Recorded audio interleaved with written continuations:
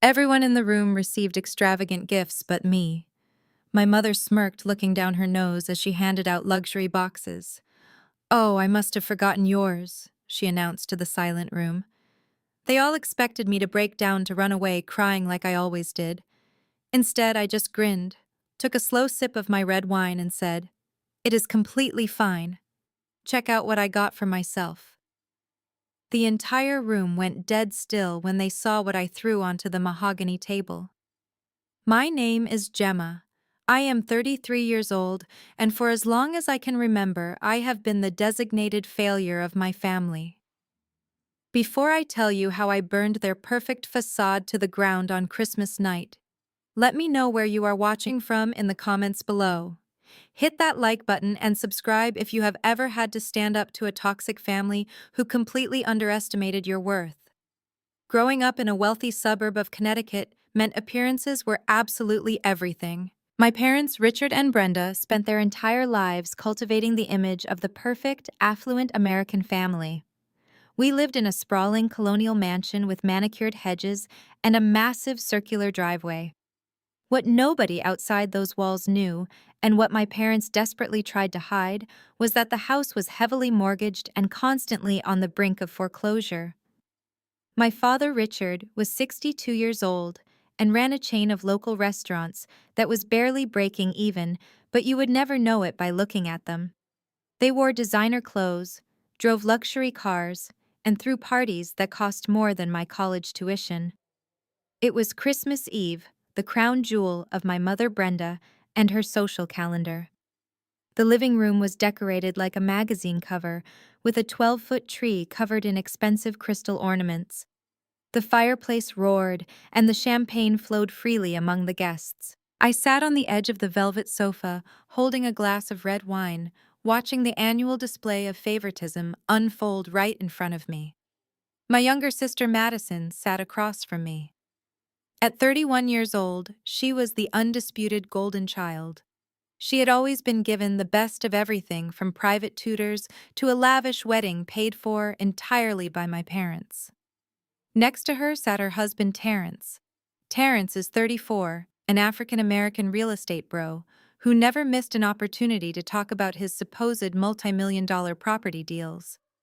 He wore tailored suits and spoke with a booming confidence that my parents absolutely adored. They thought he was the perfect son-in-law, a wealthy visionary who matched their fake elite status perfectly. The gift exchange was the main event of the night. Brenda, who was 60 years old, but fought aging with expensive treatments she could not actually afford, stood by the tree playing the role of the generous matriarch. She handed a heavy rectangular box to Terrence. He tore off the wrapping paper and let out a loud, boastful laugh. It was a Rolex watch.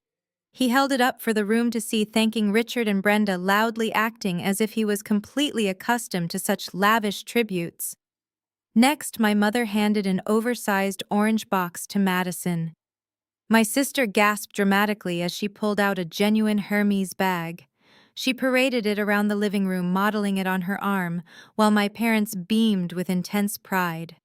"You deserve the best, sweetie," my father Richard said, his chest puffed out with artificial confidence. I sat there in complete silence.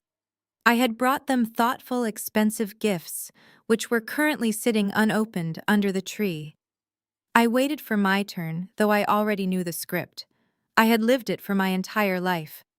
My mother brushed her hands together, took a sip of her champagne, and looked around the room as if taking inventory. Then she let her eyes fall on me. The festive chatter in the room began to quiet down. "Oh, Gemma," my mother said, her voice unnaturally loud, so that the extended family members and guests gathered in the adjoining dining room could easily hear. "I must have forgotten your gift this year." With all the chaos of shopping for Madison and Terrence, it just slipped my mind entirely. A few uncomfortable chuckles echoed from the hallway. I kept my face perfectly neutral. "That is okay, Mom," I said calmly. "I really do not need anything." But Brenda was not finished. She never was. She took a step closer to me, her eyes gleaming with that familiar, cruel satisfaction. "Well, let us be honest," she continued, her tone dripping with mock pity. You are just a regular office worker. Even if I had bought you a designer bag or a nice watch, you would have nowhere to wear it. Nobody expects a low-level employee to look glamorous. It would just be a waste of good money on someone who cannot appreciate true luxury anyway. The living room went dead silent. The crackle of the fireplace suddenly sounded incredibly loud. Terrence let out a low chuckle, leaning back on the sofa and crossing his arms, clearly enjoying the show. Madison pretended to inspect her fingernails, hiding a smirk behind her hand. My father Richard stood by the bar, swirling the ice in his Scotch glass, not saying a single word, to defend his own daughter. They were all waiting. They were waiting for my voice to shake. They were waiting for my eyes to well up with tears. They wanted me to grab my coat, offer a pathetic apology for ruining the mood, and run out the front door into the cold December night, so they could spend the rest of the evening talking about how overly sensitive and unsuccessful I was. Just 5 years ago, I would have crumbled under the weight of her words. Back then, Brenda had manipulated me into taking out a massive high-interest loan to pay for her supposed urgent medical surgery. I ruined my credit and worked double shifts to pay it off, only to find out she used that money for cosmetic procedures to look good at Madison and Terrence's wedding. They bled me dry and discarded me like trash. But those years of hardship did not break me. They forged me into someone untouchable.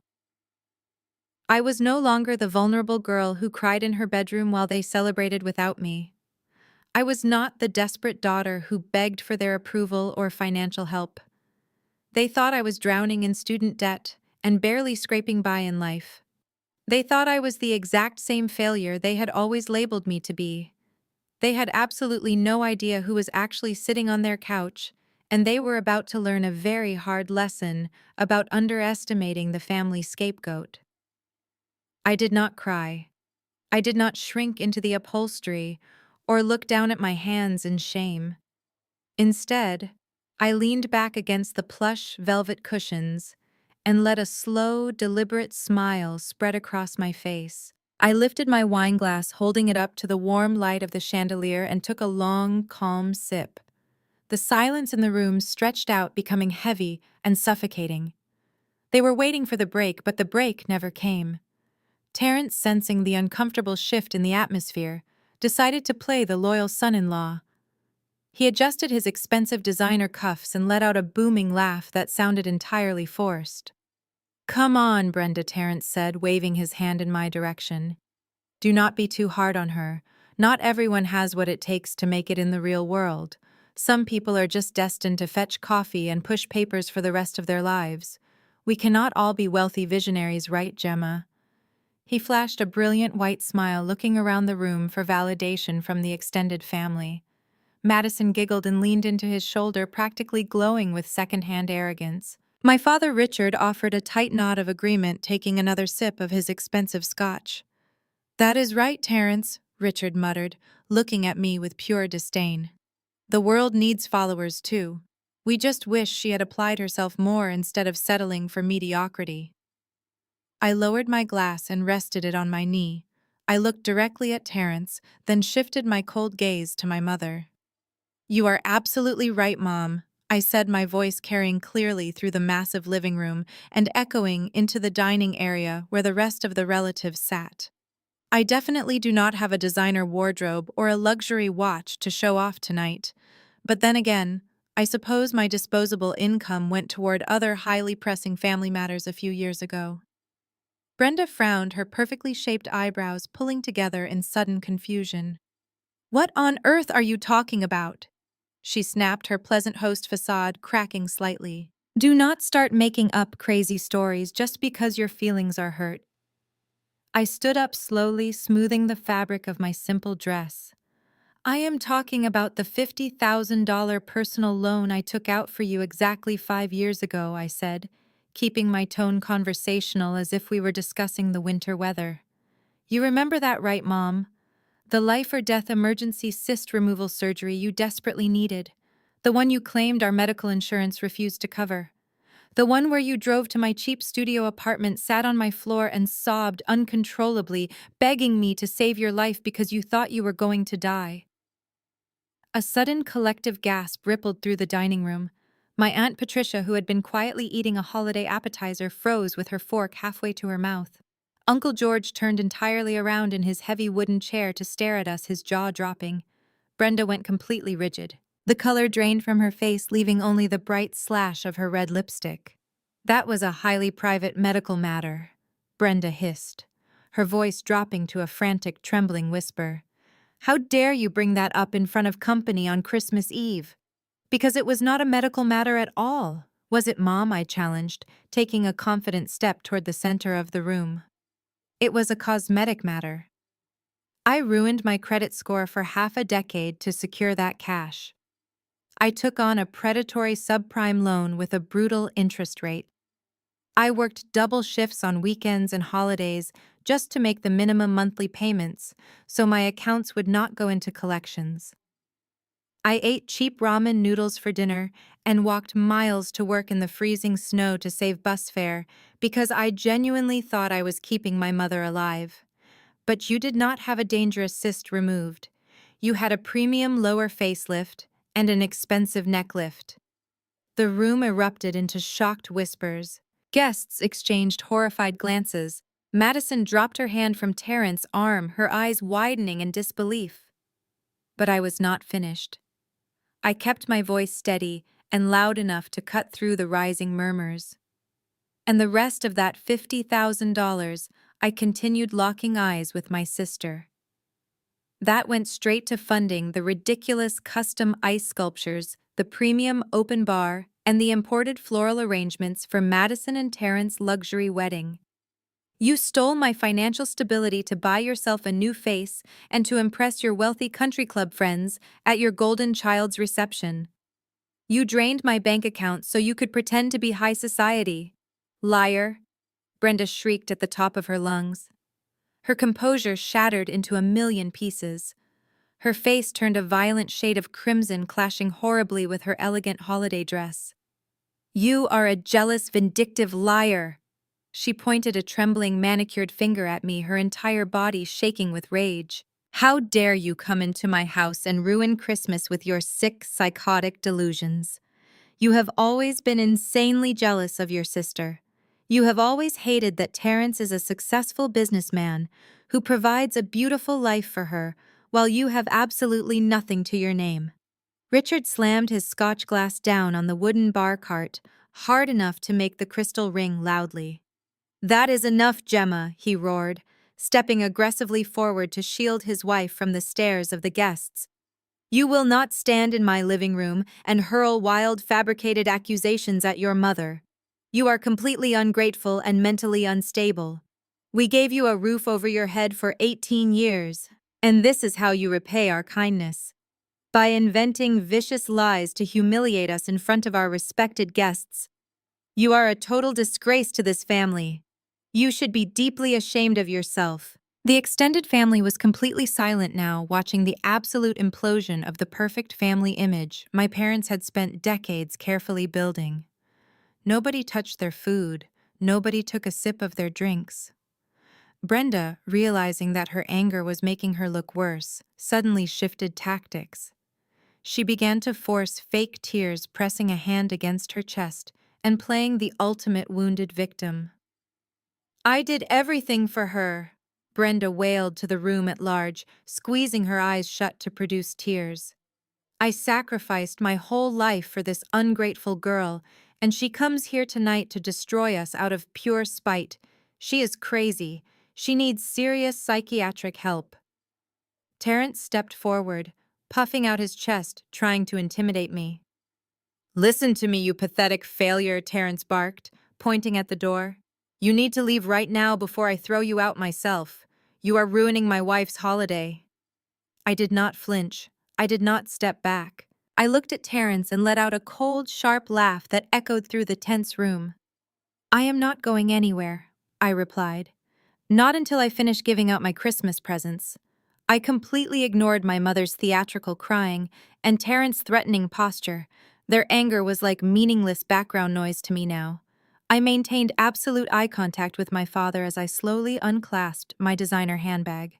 The bag itself was a limited edition piece that cost more than my parents' entire mortgage balance, but naturally none of them possessed the sophisticated taste required to recognize it. I reached inside and my fingers brushed against the smooth, cool surface of a thick leather envelope. I pulled it out. It was a rich burgundy color sealed with a heavy gold wax stamp. I held it up for a fraction of a second, ensuring every single eye in the living room was locked onto it. Then, with a sharp flick of my wrist, I tossed it onto the glass coffee table. It landed with a heavy, definitive thud right next to Terrence's fake Rolex box and Madison's gaudy orange designer bag. "Go ahead, Dad," I offered, gesturing toward the table with an open palm. "Open your Christmas present." I know Mom loudly announced that she forgot my gift, but I certainly did not forget to bring something for the family to look at tonight. Richard stared at the burgundy envelope as if it were a live, explosive device ticking down in his living room. He looked at Brenda, who had abruptly stopped her fake sobbing to stare at the table. He looked at Terrence, whose chest-puffing bravado had slightly deflated out of sheer, unadulterated curiosity. Finally, my father's insatiable greed won the battle. It always did. He took 2 heavy steps forward, his expensive leather shoes sinking into the Persian rug, and snatched the envelope from the glass surface. He broke the wax seal with a sharp crack and pulled out a stack of crisp, thick legal documents. The room was so utterly silent you could hear the heavy paper rustling in his hands. I watched his eyes dart back and forth across the top page. I watched the exact second his brain registered the official state seals, the notarized signatures, and the heavy black bold font printed at the top of the deed. His face turned a sickly ashen shade of gray. The deep wrinkles around his eyes seemed to deepen aggressively as he read the numbers. "What is this?" Richard asked Brenda, stepping closer and clutching his arm, her sharp, manicured nails digging into his suit jacket. "Read it aloud, Dad," I instructed, my voice cutting through the heavy, suffocating silence like a scalpel. "Tell the entire room what your ungrateful failure of a daughter just brought to Christmas dinner." Richard swallowed hard. His hands began to tremble so violently that the thick legal paper shook, making a soft rattling sound. "It is a property deed," he whispered, his voice entirely devoid of its usual booming, authoritative arrogance. "It is a warranty deed for a residential estate." Madison let out a confused scoff from the sofa. "A house?" she asked, crossing her arms defensively. "Who buys a house and brings the deed to a holiday party?" "Where is it located, Richard?" my mother demanded, her voice pitching higher with intense impatience and growing dread. "Aspen, Colorado." My father choked out, reading directly from the legal description. "It is a luxury ski villa, the prestigious Red Mountain Estate." The address alone sent a massive shockwave through the room. Aspen was the ultimate status symbol for my parents. It was the exclusive winter playground of the ultra-wealthy, a place they had constantly lied to their country club friends about visiting. They had spent decades pretending they could afford to ski there while secretly drowning in massive credit card debt. "And the purchase price?" I prompted, stepping closer to the table, smoothing my dress. "Read the purchase price, Dad, so everyone can hear it clearly." Richard looked up at me, his eyes wide with a mixture of sheer terror and absolute disbelief. $5.5 million. He gasped out the words, barely escaping his tight throat. "And look at the payment terms," I added, offering a bright, chilling smile to my brother-in-law. Terrence, being a self-proclaimed real estate mogul, could not resist. He leaned over my father's shoulder, his eyes bulging out of his head as he read the legal paperwork. "Paid in full," Terrence read aloud, his voice cracking completely, losing all of its previous swagger. 100% cash transaction. No mortgage, no financing, paid in cash. The fake Rolex suddenly looked incredibly cheap sitting on the table. Madison dropped her orange designer bag onto the floor, entirely forgetting about it as she stared at me with her mouth hanging open. Brenda stumbled backward, sinking heavily into the velvet armchair she had just been dramatically crying in. $5.5 million in cash. My mother repeated, staring at me as if I were a complete stranger who had just broken into her home. The cruel laughter and nasty mockery that had filled the room just 10 minutes ago were completely dead and buried. Instead, a suffocating wave of shock paralyzed the entire family. My Aunt Patricia and Uncle George sat frozen on the dining chairs, unable to look away from the documents. But my father could not accept it. His fragile ego, built entirely on a foundation of lies and financial illusions, could not process the reality of the documents trembling in his hands. "Where did you get this kind of money?" Richard suddenly roared, crushing the expensive paper in his fist. He took a menacing step toward me, his face contorting with wild panic and explosive rage. "You work a meaningless, low-level job. You have absolutely nothing. Are you embezzling funds from your company? Are you laundering money for criminals? You are doing something highly illegal. There is absolutely no physical way a pathetic office worker buys a $5 million Aspen estate in pure cash. Tell me what illegal scam you are running right now before I call the police and turn you in myself." I looked at my father as his face contorted with panic and rage. He was practically vibrating with the desperate need to prove I was a criminal. In his narrow mind, that was the only logical explanation.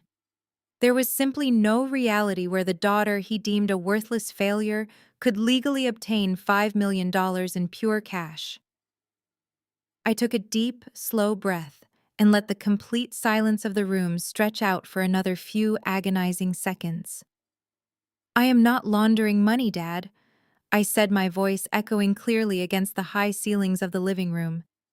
"I am not running a scam, and I am certainly not embezzling from a company. I own the company.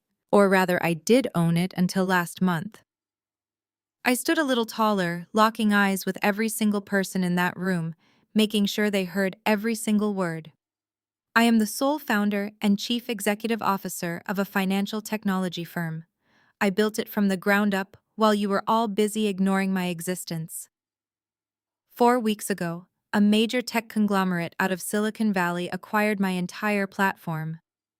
I paused, letting the weight of my words settle over them. "They bought it for a little over $400 million. I secured a massive cash payout and retained a controlling equity stake in the new merged entity. So yes, I bought a luxury ski estate in Aspen with cash. I bought it because I wanted a nice place to spend my winters, and because $5 million is basically pocket change to me now." The air in the room was instantly sucked out. You could hear a pin drop. Uncle George let out a low whistle of pure shock. Aunt Patricia covered her mouth with both hands, her eyes darting between me and the property deed still crushed in my father's fist. Richard looked as though someone had physically punched him in the stomach. He stumbled back a step, bumping into the heavy wooden bar cart. The idea that I possessed more wealth in my personal checking account than he had generated in his entire lifetime of running a failing restaurant chain completely broke his brain. But it was my mother Brenda who provided the most spectacular performance of the evening. It took her exactly 4 seconds to process the astronomical number I had just dropped into the conversation. In those 4 seconds, I watched her entire demeanor undergo a terrifying psychotic shift.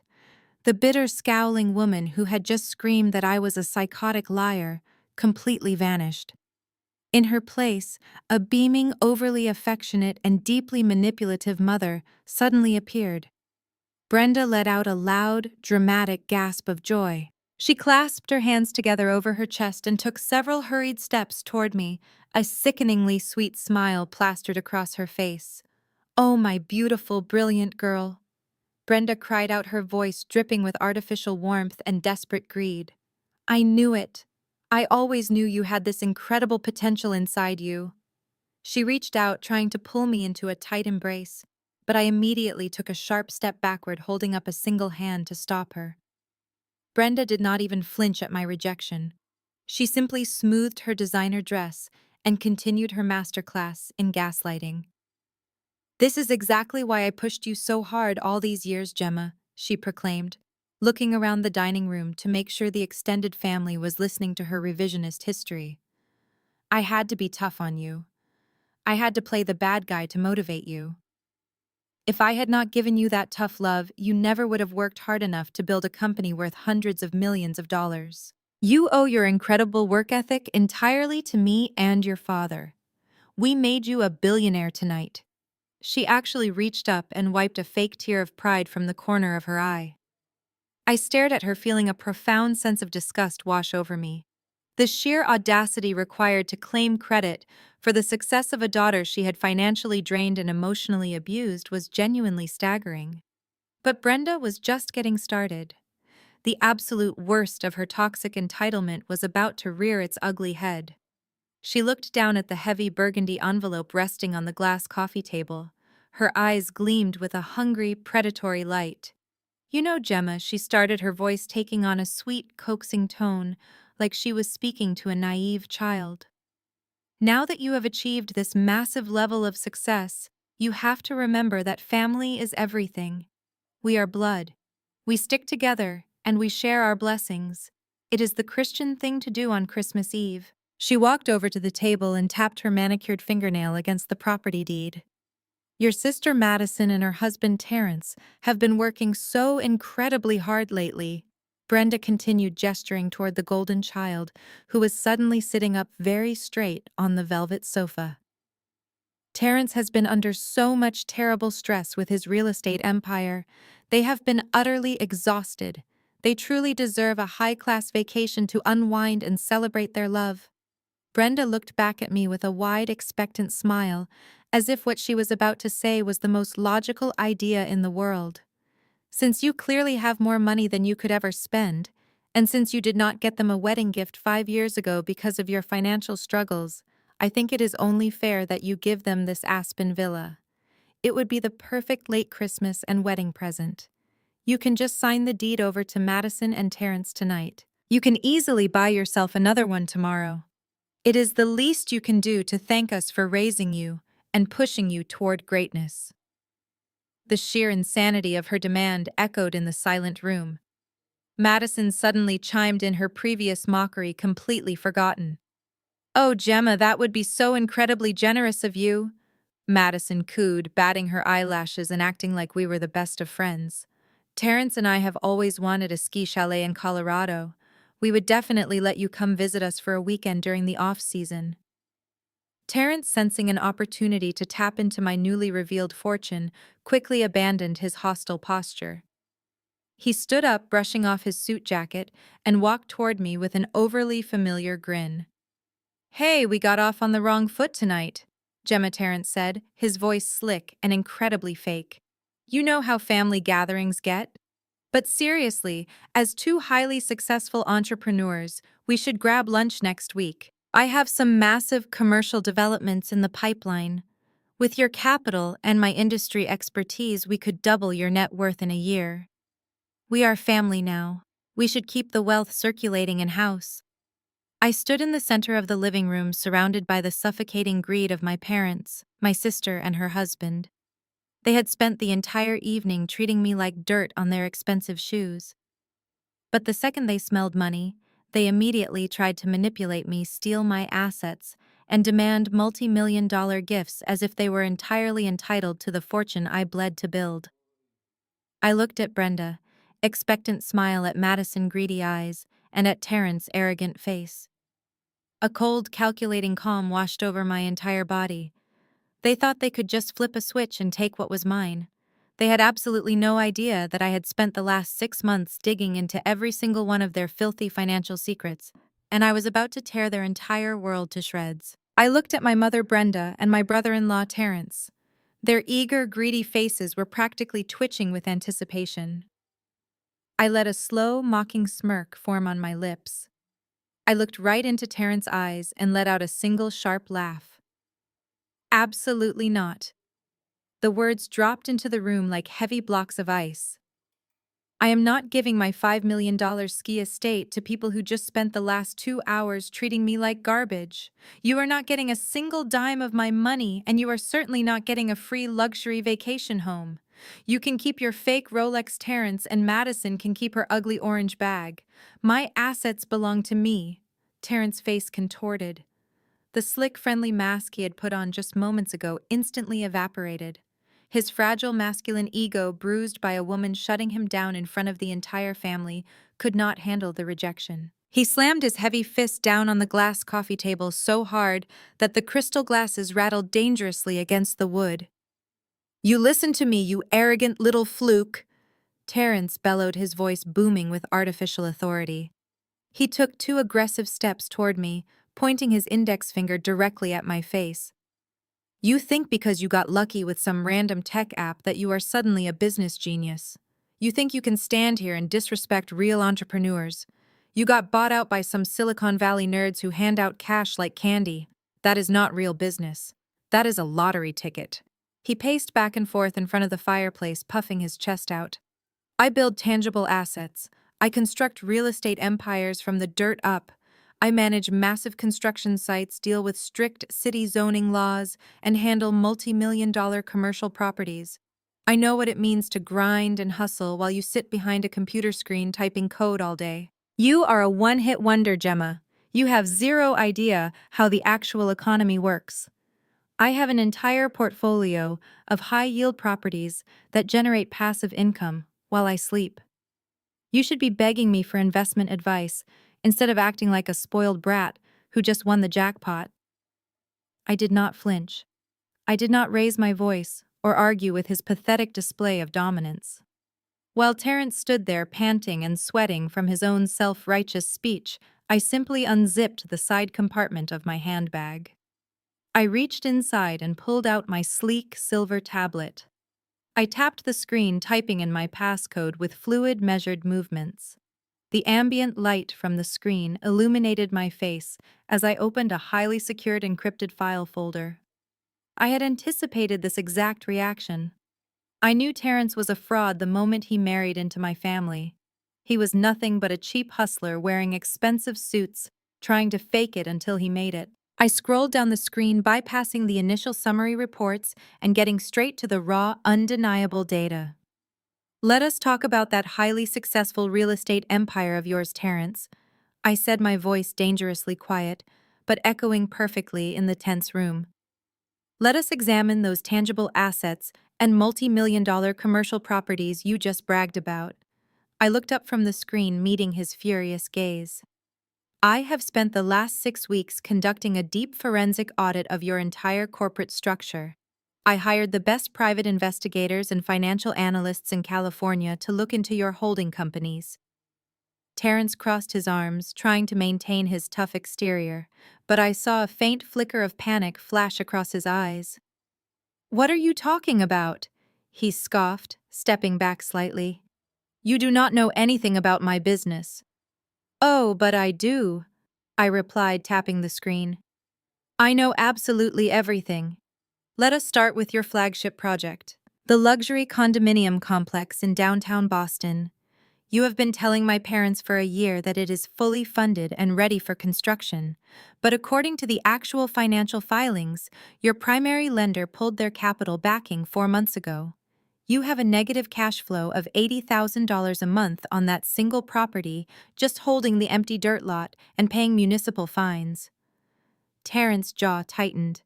He opened his mouth to interrupt, but I raised my hand and raised my voice, slicing right through his attempted defense. "I am not finished, Terence. Your commercial strip mall in New Jersey has a 30% vacancy rate, and you have defaulted on the last 3 maintenance loan payments. The bank has already issued a formal notice of default. And your supposed high-yield apartment complex in Philadelphia. That property is currently tangled in a massive class action lawsuit because you failed to fix severe structural code violations, and the city inspectors officially condemned the entire second floor." I swiped to the next page of the dossier, reading the numbers with surgical precision. "You do not have a real estate empire, Terence. You have a collapsing house of cards built entirely on high-interest subprime loans and predatory lending schemes. Your debt-to-income ratio is currently hovering around 400%. You owe millions to aggressive private lenders because no legitimate corporate bank will approve your applications anymore. You are bleeding cash every single day to cover the exorbitant interest payments on empty lots and condemned buildings. You are not a visionary. You are completely broke." The silence in the living room was absolute. My Aunt Patricia had her hand pressed flat against her chest, taking shallow breaths. Uncle George was staring at Terence with wide, terrified eyes. My father Richard stood completely frozen by the bar cart, his face draining of all color as the sheer magnitude of the financial ruin washed over him. Madison, my supposedly perfect sister, looked as if the floor had just dropped out from beneath her designer shoes. She turned her head slowly, staring at her husband, waiting for him to laugh and tell everyone I was lying. But Terence did not laugh. He stood frozen in the middle of the expensive Persian rug, breathing heavily, his hands balled into tight fists at his sides. The swagger, the arrogance, the loud booming confidence, it was all completely gone.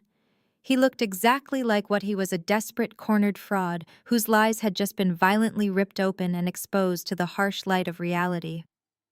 I swiped my finger across the glowing screen of my tablet, bringing up a digitized copy of a heavily stamped government document. I did not break eye contact with my brother-in-law as I held the device up for him to see. The bold red letters across the top of the file were impossible to misinterpret. "This is an official cease and desist order from the City Zoning Commission," I announced, making sure my voice reached every corner of the frozen living room. "Your highly publicized luxury condominium project was not just delayed, Terence. It was completely shut down by the government exactly 6 months ago. You have not poured a single ounce of concrete or driven a single nail since June. You have been lying to my sister and my parents every single day, sitting at this very dining table, bragging about a construction site that is currently locked behind a chain-link fence with a massive municipal padlock on the front gate." Terence swallowed hard, his Adam apple bobbing visibly against his tight collar. He opened his mouth to speak, but no sound came out. The absolute silence of the room was deafening. I tapped the screen again, pulling up the next file in my heavily encrypted folder. "And here's the real reason the city shut you down," I continued mercilessly. "You ran out of capital. But instead of admitting defeat and filing for standard bankruptcy protection, you took a desperate and highly illegal gamble. You took out a massive predatory subprime loan from a shadow lending firm. You borrowed $3 million at a catastrophic interest rate using fraudulent collateral.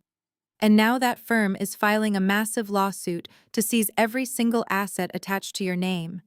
You are not a real estate mogul, Terence. You are a drowning man holding a $3 million anchor, and the water is officially over your head. You are going to face a judge before the end of the fiscal quarter."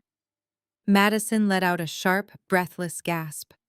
She stumbled forward, her knees giving out slightly, before she caught herself on the edge of the velvet sofa. She stared at the man she had married, the man my mother had worshipped as the perfect wealthy provider. "Terence," she shrieked, her voice cracking with raw, unfiltered panic. "Tell me she is lying. Tell me this is just another one of her jealous, psychotic delusions. You promised me we were secure. You promised me the business was thriving." Terence took a panicked step toward his wife, holding his hands up in a pathetic attempt to pacify her. "Baby, you have to listen to me," he stammered, his voice shaking so badly he could barely form the words. "It is just a temporary cash flow problem.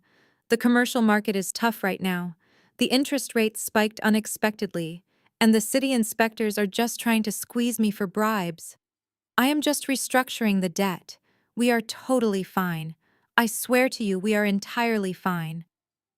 Madison grabbed the orange designer bag Brenda had gifted her just 20 minutes ago and hurled it directly at Terrence's chest. It hit him with a heavy thud and dropped to the Persian rug. "You lied to me!" Madison screamed, her face contorting into an ugly mask of pure terror. "You told me we were closing on the summer house in the Hamptons next month. You told me the company was generating record profits. We just booked a first-class trip to Dubai on the premium credit card. How are we going to pay for that if you owe $3 million to loan sharks? You are completely broke. You dragged me into massive unpayable debt and humiliated me in front of the entire family. My friends at the country club are going to find out, and I will be a laughingstock." Terence lunged forward and grabbed Madison by the arms, trying to shake her into silence. "Keep your voice down," he hissed, glancing nervously at the extended family members who were watching the spectacle with wide, horrified eyes. I am handling the lawyers. I just need a little more time to liquidate some assets. We are not going bankrupt, Madison. I have a solid plan to fix this. But Madison ripped her arms away from his grip, stumbling backward and letting out a guttural sob. Her entire identity was built on wealth and status. The realization that her lavish lifestyle was entirely funded by fraudulent loans and empty promises completely shattered her fragile reality. She turned to our parents, tears streaming down her carefully contoured face, ruining her expensive makeup. "Mom," Dad Madison wailed, pointing a shaking finger at her husband. "Do something. He lied to us. He is going to drag us all down with him. You have to fix this immediately. Throw him out of this house." I turned my attention away from the sobbing golden child and the humiliated real estate fraud. I fully expected my father to step in and unleash his booming authoritative rage. I expected Richard to grab Terrence by the collar and physically throw him out into the freezing snow for deceiving his absolute favorite daughter. I expected my mother Brenda to start screaming about betrayal and demanding severe legal retribution against the man who had ruined her perfect family image. But they did nothing, absolutely nothing. I narrowed my eyes, watching Richard and Brenda very closely. Something was horribly, terribly wrong. Instead of rushing to comfort their precious Madison or confronting the liar standing in their living room, my parents were having a completely different reaction. Richard had backed away from the bar cart, his hands gripping the edge of the heavy wooden dining table so hard his knuckles were stark white. His face had gone beyond pale. It was practically translucent, resembling a man who was moments away from a massive cardiac arrest. Heavy beads of cold sweat were forming on his forehead and tracking down the sides of his face, soaking into his expensive collar. He was staring at the floor, unable to meet my eyes, unable to look at his weeping daughter Madison, and completely ignoring the existence of Terrence. His chest heaved with rapid, terrified breaths. Brenda looked even worse. The woman who usually dominated every single room with her loud, aggressive confidence was currently shrinking into the shadows. She had retreated step by slow step until her back hit the wall near the hallway corridor. She was hyperventilating, taking short, shallow gasps of air. Her hands were shaking violently as she clutched the fabric of her holiday dress. She looked like a cornered animal, realizing the trap had just snapped shut around her neck. They were not angry at Terrence. They were not furious that he had lied to Madison. They were utterly and completely terrified. And looking at their pale, sweating faces, the final piece of the devastating puzzle clicked perfectly into place in my mind. Madison thought the worst part of tonight was finding out her husband was a broke fraud. She had absolutely no idea that the $3 million debt Terrence was hiding was only half the story. Because a subprime lender does not hand over $3 million to a failing developer without substantial bulletproof collateral. And Terrence certainly did not have any collateral of his own. I smiled a slow, dangerous smile as the chaos of Madison's screaming faded into the background. The chaotic sobbing of my sister Madison and the pathetic excuses tumbling from Terrence's mouth were suddenly cut short by a violent crash. My father Richard had finally snapped out of his terrified paralysis. He slammed his fist against the heavy oak bar cart with such brutal force that a crystal decanter toppled over, spilling amber liquid across the polished wood floor. He could not handle the absolute destruction of his carefully curated reality. For decades, he had ruled this family with an iron fist, demanding absolute obedience and commanding respect through financial intimidation. Now, with his precious golden child weeping on the rug and his hand-picked son-in-law exposed as a massive fraud, Richard felt his supreme patriarchal authority slipping right through his fingers. And like any desperate tyrant losing his grip on power, he reverted to the only weapon he had left, which was pure, blind aggression. "Enough!" Richard roared, his voice booming with a raw, furious energy that made the extended family members flinch in their seats. The veins in his neck bulged against his expensive silk collar, and his face flushed a dangerous shade of crimson. He stomped across the Persian rug, charging directly toward me like an enraged bull. He did not look like a sophisticated restaurant owner anymore. He looked like a cornered, desperate man, willing to do absolutely anything to force the truth back into the dark. He stopped barely inches from my face, towering over me and raising his right hand high into the air. His chest heaved with heavy, erratic breaths. "You shut your filthy mouth right now." He spat a fine mist of saliva flying from his lips. "You will not stand in my home and utter one more single word of slander against this family. I do not care what imaginary documents you think you have on that tablet. I will slap the absolute insolence right out of you, Gemma. I will drag you by your hair and throw you out into the freezing snow myself. You are a toxic, destructive liar, and you are done poisoning this holiday." A chorus of gasps echoed from the dining room. Aunt Patricia covered her face with her hands, too terrified to intervene.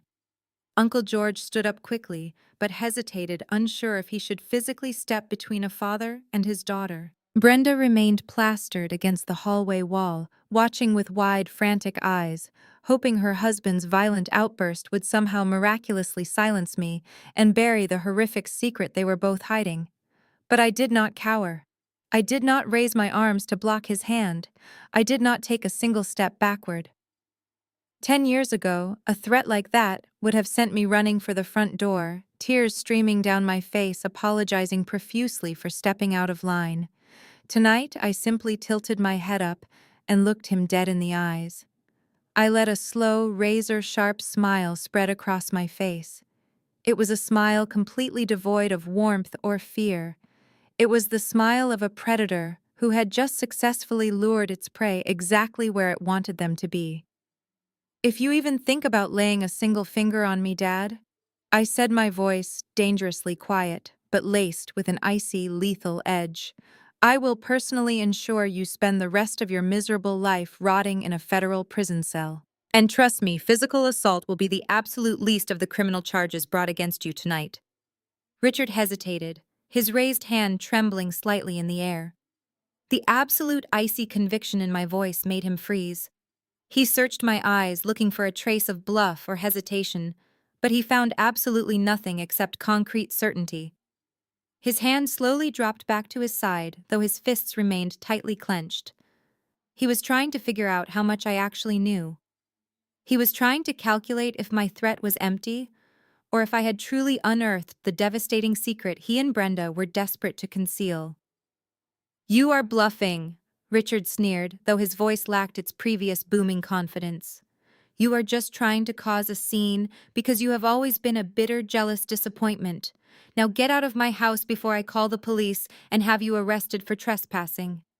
I did not argue with his pathetic attempt at regaining control. I simply maintained my cold smile and raised my right hand.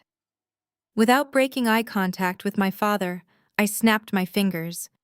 The sharp, crisp sound echoed loudly in the tense, suffocating silence of the living room. It was a predetermined signal. Within exactly 2 seconds, the heavy mahogany front door swung open, bringing a sharp gust of freezing winter air into the stifling house. Heavy, confident footsteps echoed against the marble entryway. Everyone in the living room turned their heads in unison, watching the tall, imposing figure step out of the shadows of the foyer and into the warm light of the chandelier. It was David. He looked absolutely immaculate in a tailored charcoal gray suit, his posture radiating pure corporate power and legal authority. David was not just the man I loved. He was my fiancé and the chief legal officer of my financial technology firm.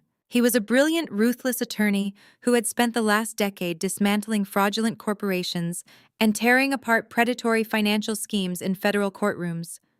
He knew the law inside and out, and he knew exactly how to wield it like a deadly weapon. David did not say a word as he walked purposefully into the center of the living room, standing firmly right by my side. He shot a brief warning glare at Richard, silently daring my father to try and raise his hand against me again. In his right hand, David carried a heavy combination-locked titanium briefcase. It was not a gift box. It was not a holiday present. It was a portable vault containing the absolute destruction of my parents' entire lives. David set the heavy briefcase down on the glass coffee table, pushing Terrence's fake Rolex box out of the way. He spun the combination locks with a series of sharp metallic clicks. The sound was deafening in the dead silent room. My father took a slow, unsteady step backward, his eyes glued to the metal briefcase. Brenda let out a pathetic muffled whimper from her corner, her hands flying up to cover her mouth. They both knew exactly what kind of paperwork a corporate lawyer brings to a confrontation like this. They knew their time was officially up. David popped the latches and flipped the briefcase open. He reached inside and pulled out a massive stack of thick watermarked bank documents bearing the official logos of one of the largest financial institutions in the country. He handed the heavy stack of papers directly to me. I took them, feeling the satisfying weight of absolute, undeniable truth in my hands. I turned my attention back to my sweating, terrified parents, ready to deliver the killing blow. David moved with the calculated precision of a man accustomed to destroying corporate criminals. He reached into the open titanium briefcase and pulled out several thick manila folders. He did not hand them out politely. He tossed the first folder directly onto the glass coffee table in front of my father, landing it with a sharp, heavy slap. He slid the second folder toward my Aunt Patricia and Uncle George, ensuring the extended family had a front-row seat to the incoming slaughter. The final folder he carried over to the hallway wall where my mother Brenda was desperately trying to blend into the expensive wallpaper. David pressed the folder right against her chest, forcing her trembling hands to take it before stepping back to stand firmly by my side. I stood beside the fireplace, the flames casting long, dancing shadows across the room. I looked at the stunned faces of my relatives. Madison was still sobbing on the velvet sofa, her mascara completely ruined, but I was entirely done dealing with her pathetic, fraudulent husband. I turned my attention fully to the two people who actually orchestrated the most sickening betrayal of all. "Look at them," I instructed, my voice cutting through the thick tension. "Look at Richard and Brenda. Terrence just admitted to bringing $3 million of toxic subprime debt into this family. Madison is having a complete nervous breakdown. But my parents are not angry at him. They are not screaming at Terrence for deceiving their precious golden child. They are sweating. They are hyperventilating. They look like they are about to face a firing squad." My father stared down at the manila folder on the table, refusing to open it. His breathing was ragged. Brenda held her folder as if it were coated in acid, her knuckles turning stark white. "Do you want to know why they are so terrified?" I asked, pacing slowly across the Persian rug. "Do you want to know why Terrence's failing real estate empire suddenly made my father look like a corpse? It all goes back to Grandpa Harrison."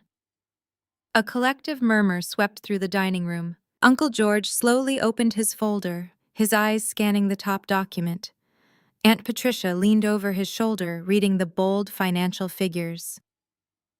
"When I was just a little girl, Grandpa Harrison was the only person in this house who actually saw me." I continued, keeping my tone analytical and cold. "He saw through my father's ridiculous obsession with pretending to be wealthy. He saw through my mother's shallow, toxic vanity. And more importantly, he saw how they treated me. He knew they would pour every single resource they had into spoiling Madison while leaving me completely out in the cold. So before he passed away, he did something highly strategic to protect my future. He established an independent, irrevocable trust fund entirely in my name. He structured it with strict legal parameters. The stipulations were very clear. The capital was locked, and I was not legally permitted to access a single penny of that trust fund until I celebrated my 30th birthday. He wanted me to grow up, learn the value of hard work, and then receive a massive financial safety net when I was mature enough to handle it. He appointed my parents as the temporary legal custodians of the account, strictly to oversee its maintenance. I stopped pacing and stood directly in front of my father. For over a decade, You lied to my face. I stated, my voice dropping to a lethal whisper. When I turned 18 and needed money for college, you told me the economy had crashed. You told me the trust fund took a massive hit in the stock market and that the corporate management fees had slowly bled the account dry. When I was 25 and drowning in student debt working 3 jobs just to keep the lights on in my miserable studio apartment, I came to you for help. I asked if there was anything left in Grandpa Harrison's fund. Brenda let out a small, choked sob from the hallway, but I did not even glance in her direction. You looked me dead in the eyes, Dad, I said, recounting the memory with absolute crystal clarity.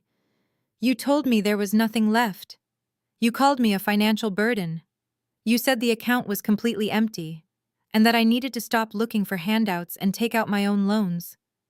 You watched me take on predatory interest rates to fund your cosmetic surgeries and Madison's luxury wedding, while constantly reminding me that I was a broke, pathetic failure. I gestured toward the folders David had distributed. Open the files, I commanded, addressing the extended family. Uncle George, you are reading the official historical ledger for the trust fund. Read the balance on the day I turned 25. The day my parents told me the account was completely drained. Uncle George adjusted his glasses, his hands shaking slightly as he flipped to the highlighted page, his face contorted in pure shock. This says the account held over $4 million. He read aloud, his voice echoing loudly in the silent room. It was generating massive compound interest. The fund was entirely healthy, Gemma. It was never drained. Exactly, I said, offering a sharp, bitter smile. The money was always there. It was sitting in a high-yield account generating wealth while I was starving and ruining my credit score to survive. My parents intentionally kept me entirely in the dark. They gaslighted me into believing I had nothing, so I would never ask questions or demand access to the capital. But that is not the real tragedy of tonight. I continued, turning my attention back to the sweating, shaking figure of my brother-in-law, Terrence. Terrence, you told Madison that you secured a $3 million subprime loan from a shadow lending firm to save your failing condominium project. But shadow lenders are not charities. They are ruthless predators. They do not hand over $3 million in liquid cash to a desperate fraud with a terrible credit score and condemned buildings. They require absolute bulletproof liquid collateral. I took a slow, deliberate step toward my father, watching the absolute terror completely consume him. A shadow lender requires a massive collateral guarantee.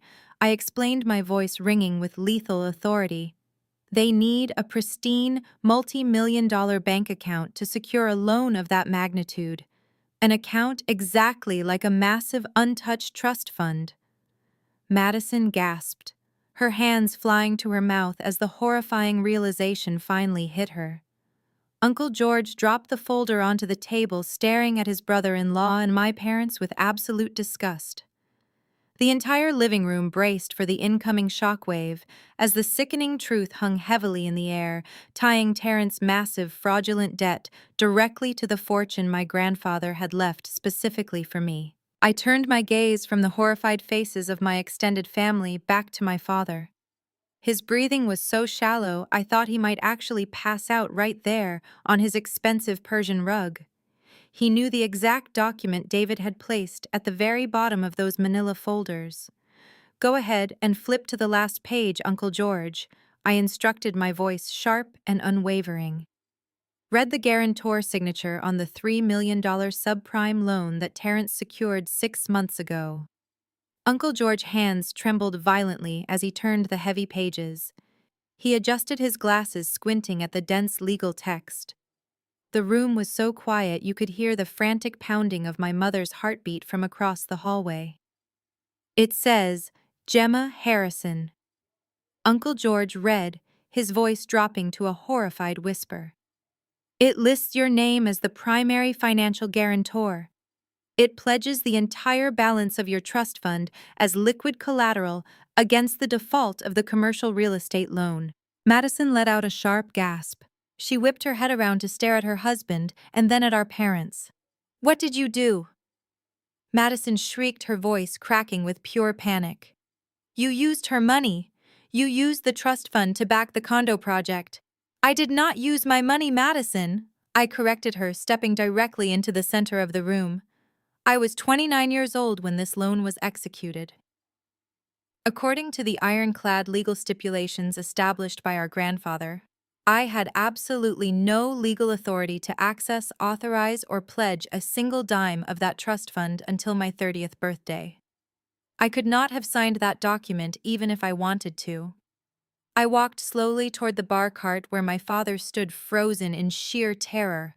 I looked him dead in the eyes, watching his pathetic facade crumble into absolute ruin. I did not sign that commercial loan guarantee, I stated, delivering the words with brutal precision. You did. You and Brenda. You realized Terrence was drowning in massive debt and about to lose his flagship project. You knew that if his real estate empire collapsed, the lavish lifestyle you enjoyed by association would completely shatter. You could not let your precious golden child suffer the public humiliation of bankruptcy. You could not lose your favorite talking point at your elitist country club dinners, so you made a choice. A highly calculated and incredibly illegal choice. You looked at the $4 million sitting safely in my trust fund, and you decided it belonged to you. But you could not bypass the bank security measures as mere temporary custodians. You needed the primary beneficiary to authorize the massive collateral transfer. Since you spent the last decade telling me I was a worthless failure who deserved nothing, you certainly could not ask me for permission. Instead, you hired a shady corporate notary, you printed out the federal banking forms, and you completely forged my signature. Brenda let out a loud, dramatic wail from the hallway, sliding down the expensive wallpaper until she hit the hardwood floor. We were going to put it back, she sobbed uncontrollably, burying her face in her hands. Terrence promised us a 20% return on the investment. He swore the condo project was going to generate tens of millions in pure profit. We just needed to secure the bridge loan to get through the winter. We were going to replace your trust fund before you ever turned 30 and keep the massive profits to save our failing restaurant chain. We did it for the family, Gemma. We did it to save everyone. You did it because you are greedy, selfish criminals, I shot back, refusing to offer her a single ounce of sympathy. You risked my entire financial future to fund your fake elite status. You literally stole the only thing my grandfather ever gave me and handed it over to a fraudulent hustler. You essentially handed a $3 million loaded gun to a man who did not even have the basic municipal permits to pour concrete on his own construction site. And the absolute most sickening part of your betrayal is the sheer unforgivable hypocrisy of it all. You drained my financial security to save Terrence and Madison. You committed a federal felony to ensure they could keep flying first class and buying designer handbags. But when I came to you crying, begging for a fraction of that amount to pay off my student debt and survive, you told me to stop looking for handouts. You literally watched me starve and ruin my health while you illegally gambled away my inheritance. David stepped forward, opening a secondary compartment in his titanium briefcase. He pulled out a sleek black binder and tossed it onto the coffee table right next to the fraudulent deed. That is a comprehensive forensic handwriting analysis, David announced, his deep voice resonating with absolute legal authority. I retained 3 independent, federally certified handwriting experts to examine the signature on the loan guarantee. Their conclusion was unanimous. The signature is a complete and total forgery. Furthermore, we subpoenaed the digital access logs from the electronic notary service. The digital signature was executed directly from the Internet Protocol address registered to this very house on a Tuesday afternoon when Gemma was provably sitting in her corporate office 3 states away. David crossed his arms, staring down at my father with pure professional disgust.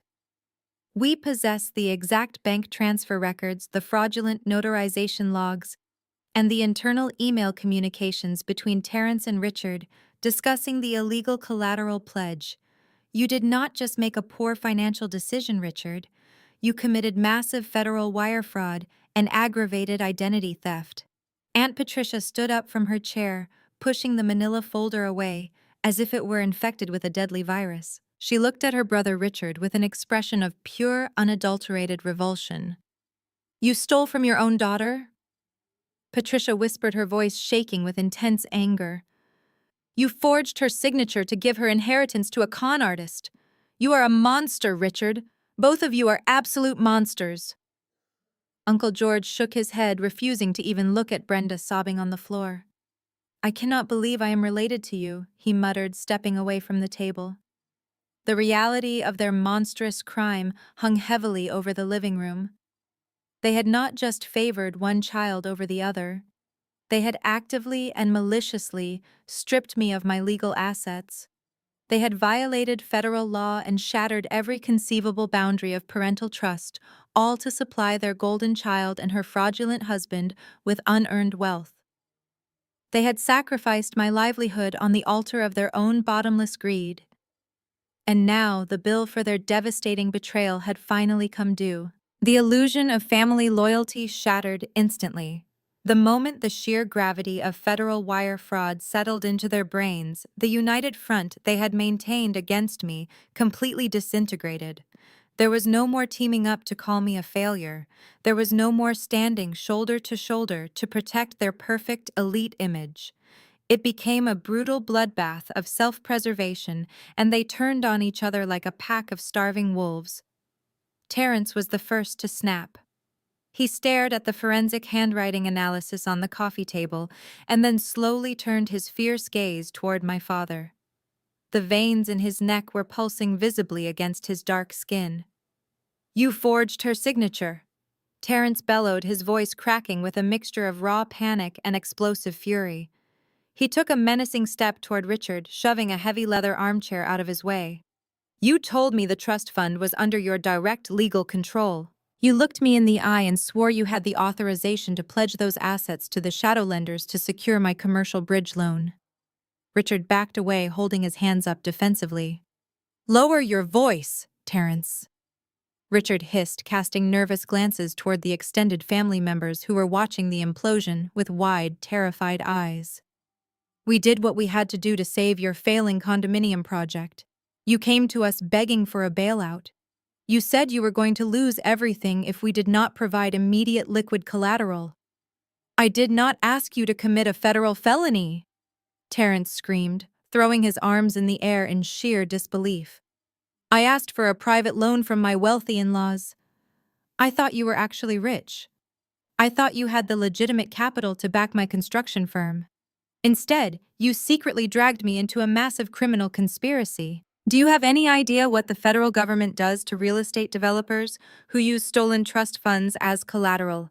They do not just seize the properties, they send you to federal prison. You made me an unwitting accomplice to aggravated identity theft and wire fraud. You are not an unwitting anything," Richard roared back, his own panic boiling over into pure rage.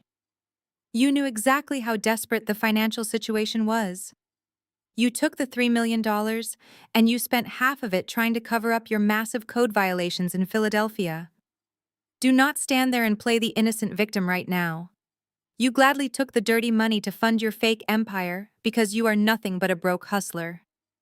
While the two men screamed at each other in the center of the living room, Madison finally erupted. She did not fall to her knees to apologize to me. She did not express a single ounce of remorse that her parents had stolen her older sister's entire financial future to fund her lifestyle. Instead, Madison turned her absolute fury onto our mother. "How could you do this to me?" Madison shrieked, her face twisted in a mask of pure, selfish agony. She stomped her designer heel into the Persian rug, glaring down at Brenda, who was still weeping pathetically on the floor. "You humiliated me, Mom. You told me Terrence and I were the ultimate power couple. You told me you were providing a small family loan to help us expand our portfolio. Now Uncle George and Aunt Patricia know we are completely broke. My friends at the country club are going to find out my husband is a fraud and my parents are literal criminals." Brenda looked up at her golden child, her tear-streaked face a picture of absolute desperation. "Madison, sweetie, please," Brenda begged, reaching a shaking hand up toward her daughter. "We did it for you. We did it so you would not have to sell your beautiful house in the suburbs." We did it so you could keep your luxury cars and go on your expensive vacations. We sacrificed our own integrity to protect your perfect lifestyle. You ruined my life, Madison screamed, kicking a discarded wrapping paper box across the room. You dragged my name into a massive federal fraud case. If the police come to this house, it is going to be on the local news. The country club board will revoke my membership immediately. How am I supposed to show my face at the charity galas next month? You and Dad are so stupid. Why would you steal from a trust fund that leaves a massive paper trail? Why did you not just take out a second mortgage on this house like normal people? Because this house is already mortgaged to the absolute limit, Richard yelled over the chaos, turning his fury onto his daughter. We have nothing left, Madison. We drained our restaurant revenue to pay for your $100,000 wedding. We maxed out our credit lines to buy your mother new jewelry and luxury cars so you could brag about us to your snobby friends. We had to use Gemma Trust Fund because it was the only piece of clean capital left in this entire miserable family. I stood quietly beside David watching the spectacular destruction unfold. It was truly a masterpiece of human selfishness. Not a single one of them looked in my direction. Not a single one of them expressed a fraction of an ounce of guilt for stealing my inheritance, forging my signature, or watching me starve in a studio apartment while they gambled with my money. Their entire world was collapsing, and their only concern was saving their own skins and protecting their pathetic social status. Terrence paced frantically, running his hands over his head. "I am calling my defense attorney," he muttered, pulling his phone from his tailored pocket. "I am cutting a deal immediately. I will testify that you two orchestrated the entire forgery. I will hand over every single email and text message proving you initiated the collateral transfer. I am not going to a federal penitentiary for your pathetic family.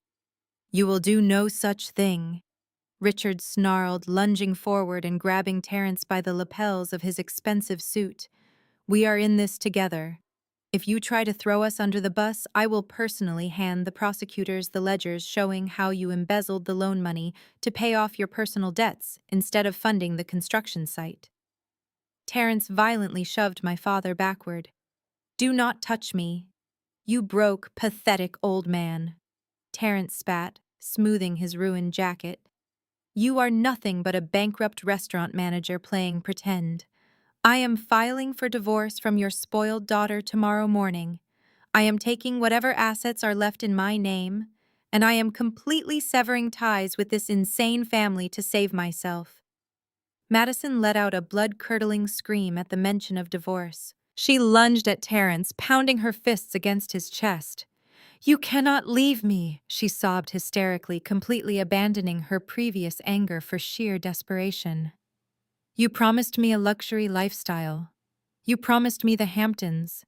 You cannot just abandon me with these criminals." I watched the vicious brawl escalate, taking a deep, satisfying breath of the tense living room air.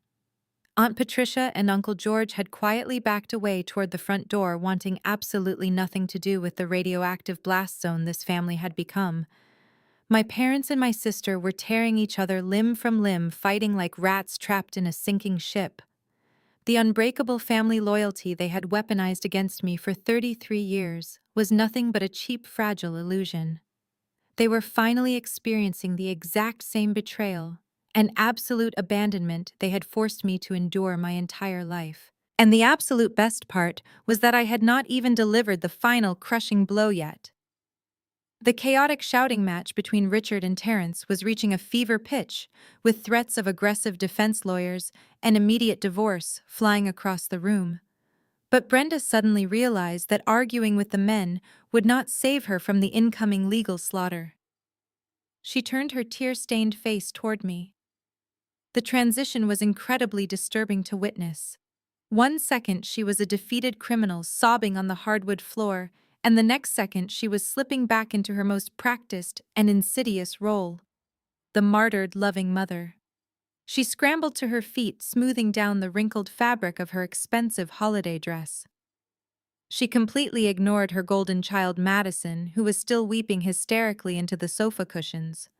Brenda locked her desperate, panicked eyes on me and walked slowly across the Persian rug. She held her hands out in front of her, palms open like she was approaching a wild, frightened animal she needed to tame. I stood perfectly still with David at my side, watching her carefully constructed performance unfold. When she was within arm reach, she lunged forward and grabbed my left hand. Her fingers were ice cold and trembling violently. Her grip was painfully tight, digging into my skin as if I were the last remaining life raft on a rapidly sinking ship. "Oh, Gemma, my sweet, beautiful girl," Brenda cried, her voice wavering with practiced dramatic emotion. "You have to listen to me. You have to look at the bigger picture here and understand our hearts. We did not steal from you. We would never maliciously steal from our own flesh and blood. We just borrowed the funds temporarily to make a high-yield investment for the family. It was a simple bridge loan. We were going to put every single penny back into the trust fund before you ever even noticed it was missing. We just needed a little bit of leverage to help your sister and her husband get through a rough patch in the commercial market. We are a family, Gemma. Families help each other when times get tough." She squeezed my hand harder, leaning in close so I could smell the stale wine and sheer primal panic on her breath. "And look at you now." Brenda continued, forcing a pathetic, trembling smile onto her face, trying to project maternal pride through her terror. "Look at how incredibly successful you are today.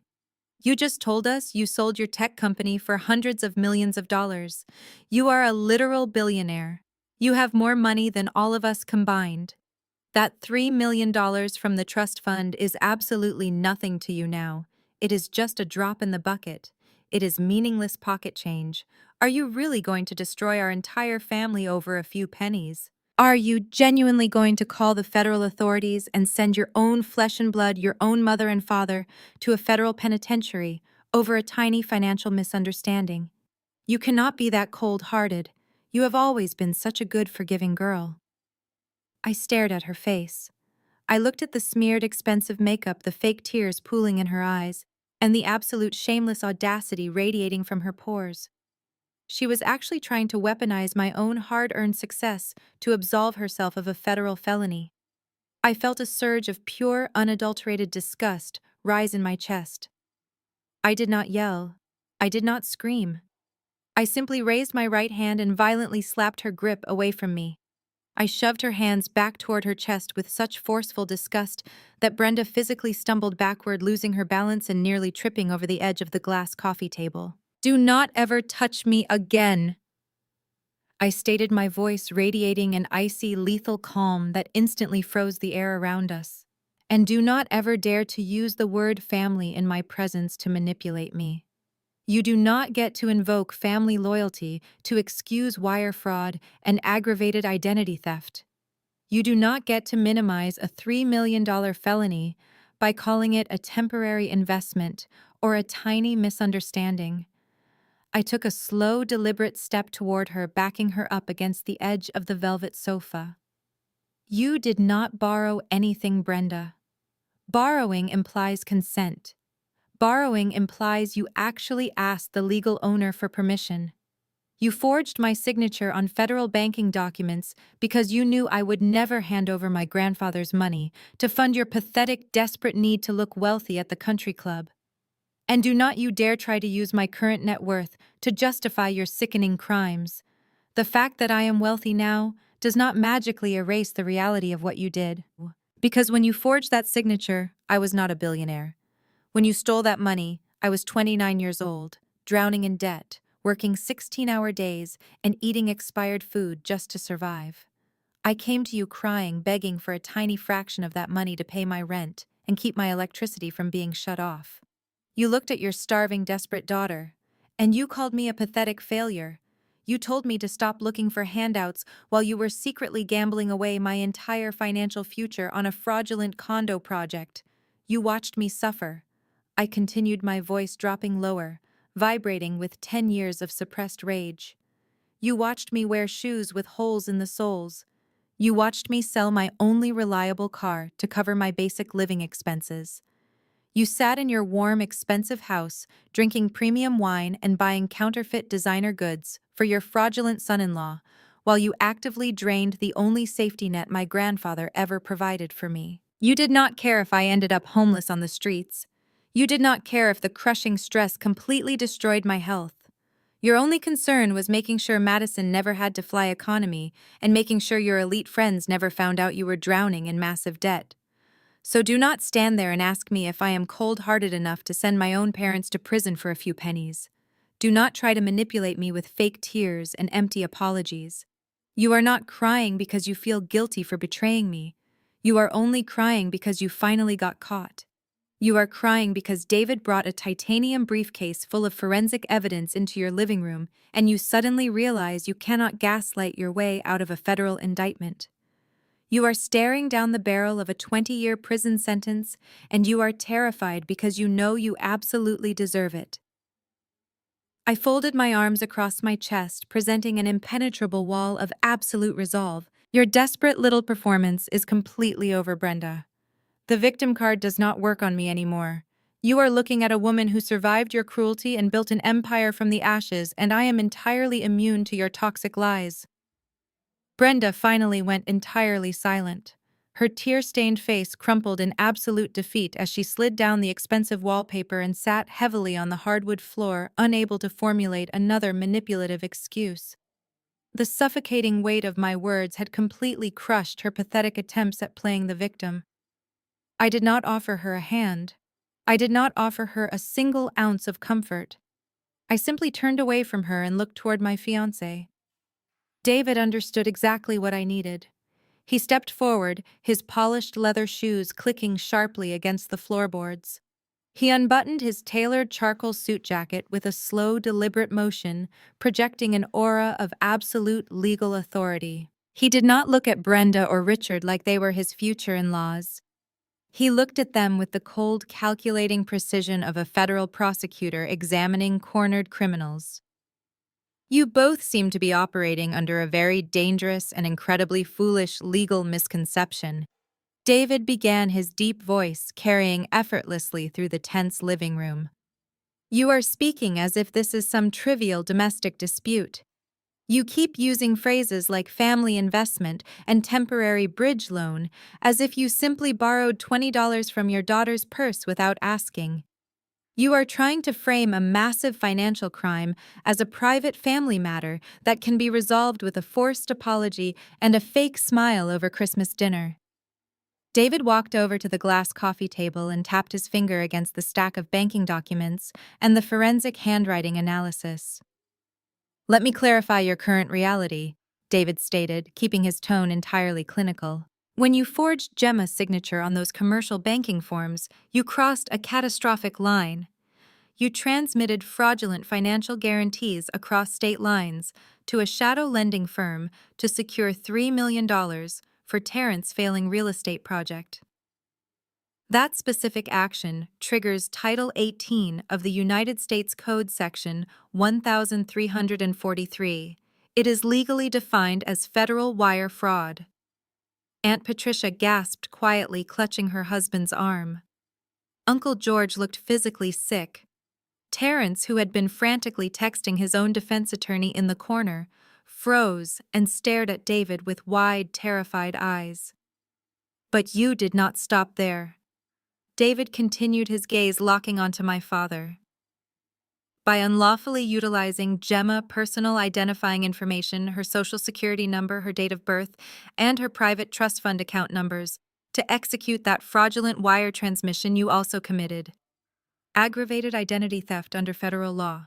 Furthermore, because the financial institution holding the trust fund is insured by the Federal Deposit Insurance Corporation, your actions automatically constitute bank fraud.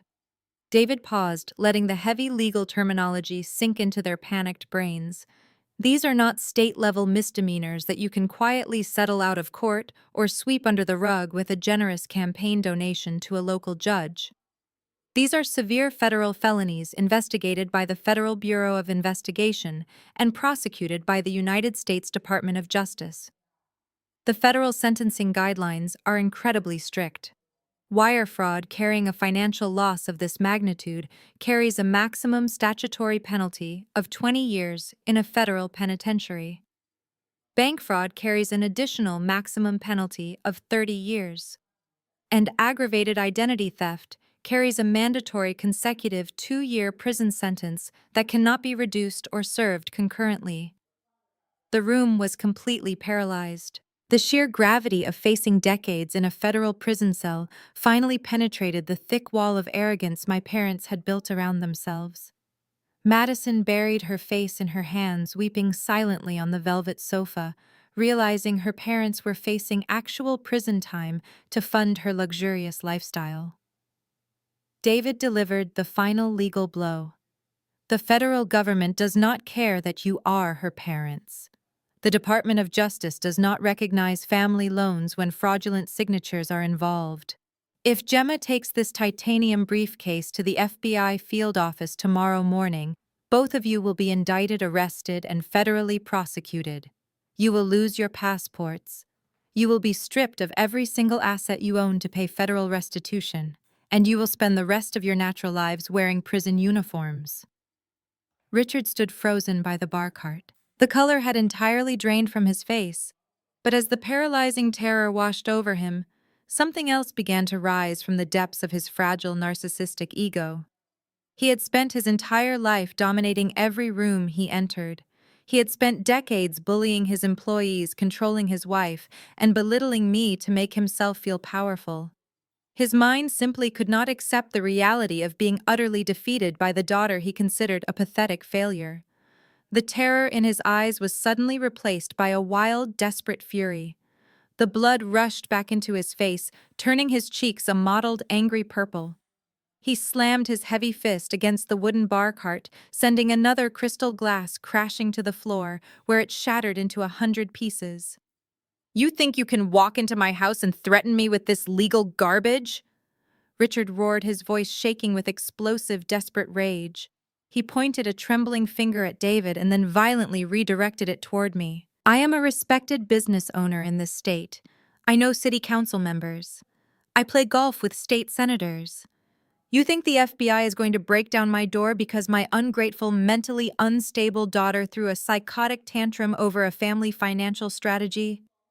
Richard took 2 aggressive steps toward the coffee table, glaring at the documents as if he could set them on fire with his eyes alone.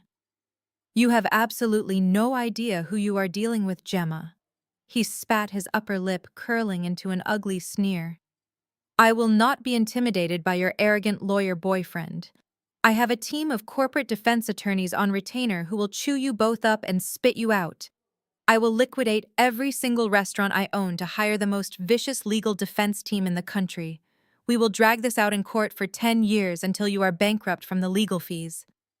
He paced back and forth, his breathing ragged, his desperation making him completely delusional. "You want to play hardball?" Richard yelled, his voice cracking. "Let us play hardball. If you even try to take those fabricated documents to the police, I will file a massive countersuit against you tomorrow morning.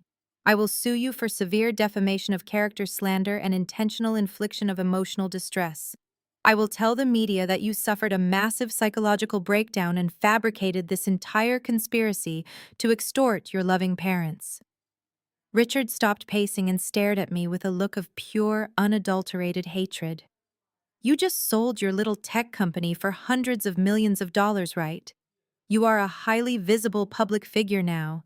How do you think your fancy new Silicon Valley investors are going to react when your own father goes on national television and exposes you as a vindictive, mentally ill liar who is trying to send her innocent parents to prison? I will drag your new billionaire reputation through the mud. I will completely destroy your public image, and I will sue you for every single penny you just made from that tech buyout." He crossed his arms, puffing his chest out in a pathetic final attempt to reclaim his shattered patriarchal authority. "You are not going to the FBI, Gemma. You are going to leave those documents on my table. You are going to take your arrogant boyfriend, and you are going to walk out the front door before I destroy your entire life." I stood perfectly still, letting his desperate screaming fade into the quiet crackle of the fireplace. I looked at the broken crystal glass on the floor, at my weeping sister on the sofa, and at my father panting like a cornered animal trying to bare its teeth. He honestly believed he still had leverage. He honestly believed his threats of defamation and expensive lawyers could scare me into submission. He had absolutely no idea that his entire existence was already resting firmly in the palm of my hand. I looked at David, and we both shared a brief, cold smile, because my father was right about exactly one thing. I was not going to call the FBI tonight. I had a much more agonizing punishment prepared for him. I let out a laugh. It started low in my chest and bubbled up into a genuine bright sound of pure, unfiltered amusement. It was not a nervous chuckle or a defensive scoff. It was a loud, ringing laugh that bounced off the high ceilings and completely shattered the heavy, suffocating tension in the room. Richard stopped dead in his tracks. His furious, aggressive posture faltered as he stared at me in total bewilderment. He had expected me to cower. He had expected his booming voice and threats of endless litigation to force me into immediate submission. Instead, I was standing in front of his fireplace, laughing directly in his face. David stood beside me, perfectly still, watching the pathetic display of my father's fragile ego. I took a deep breath, calming my laughter, and looked at the angry purple hue of my father's face. "You want to sue me for defamation, Dad?" I asked, my tone light and conversational. "You want to call a press conference and tell the world that I am a mentally unstable liar? Please be my guest. Call the local news stations right now. My investors in Silicon Valley do not care about your petty suburban family drama. They only care about my profit margins and my technical algorithms. And as for your high-powered corporate defense attorneys, you cannot even afford to pay your catering bill for this holiday party, let alone retain a top-tier legal team for a decade-long court battle." Richard opened his mouth to shout another threat, but I raised my hand, stopping him instantly. "But you do not have to worry about any of that, Dad," I said, my voice dropping to a calm, reassuring register. I looked at Brenda, who was still sitting on the hardwood floor, trembling. I looked at Madison, who was wiping her ruined mascara with a cocktail napkin. I looked at Terrence, who was nervously clutching his cell phone. "I am not calling the Federal Bureau of Investigation," I announced clearly and slowly, ensuring every single syllable registered in their panicked brains. "There are no federal agents waiting at the end of the driveway. I have not submitted a single piece of this forensic evidence to the Department of Justice. I am not pressing criminal charges for wire fraud or aggravated identity theft against my own parents." The reaction was immediate and entirely visceral. It was as if a massive invisible weight had been instantly lifted from the room. A collective heavy sigh of relief rushed out of my parents' lungs. Uncle George and Aunt Patricia exchanged confused glances, unsure of what was happening. Terrence slumped his shoulders forward, letting his head drop in sheer relief, realizing he was not going to be indicted as an accomplice to a federal felony. I took another step forward, keeping my hands relaxed at my sides. Furthermore, I continued, "I am not going to file a civil lawsuit against you to recover the stolen trust fund. I am not going to drag you into a courtroom to demand my $3 million back. I consider that money entirely gone. It is a sunk cost. I am walking away from the inheritance completely." The transformation that overtook my family in that precise second was truly a masterpiece of human delusion. The paralyzing terror that had gripped them just moments before completely evaporated. It vanished into thin air, replaced instantly by their default state of blinding arrogance. Brenda let out a shaky, breathless laugh. She pushed herself up from the floor, smoothing the expensive fabric of her dress. The fake tears dried up instantly. She looked at me with a sickeningly triumphant smile, her chest puffing out with renewed confidence. "Oh, Gemma," Brenda sighed, placing a hand over her heart. "I knew you would come to your senses. I knew my sweet girl would never do something so horrific to her own family. You gave us quite a scare with all this dramatic legal talk, but blood is always thicker than water. I knew you would forgive us."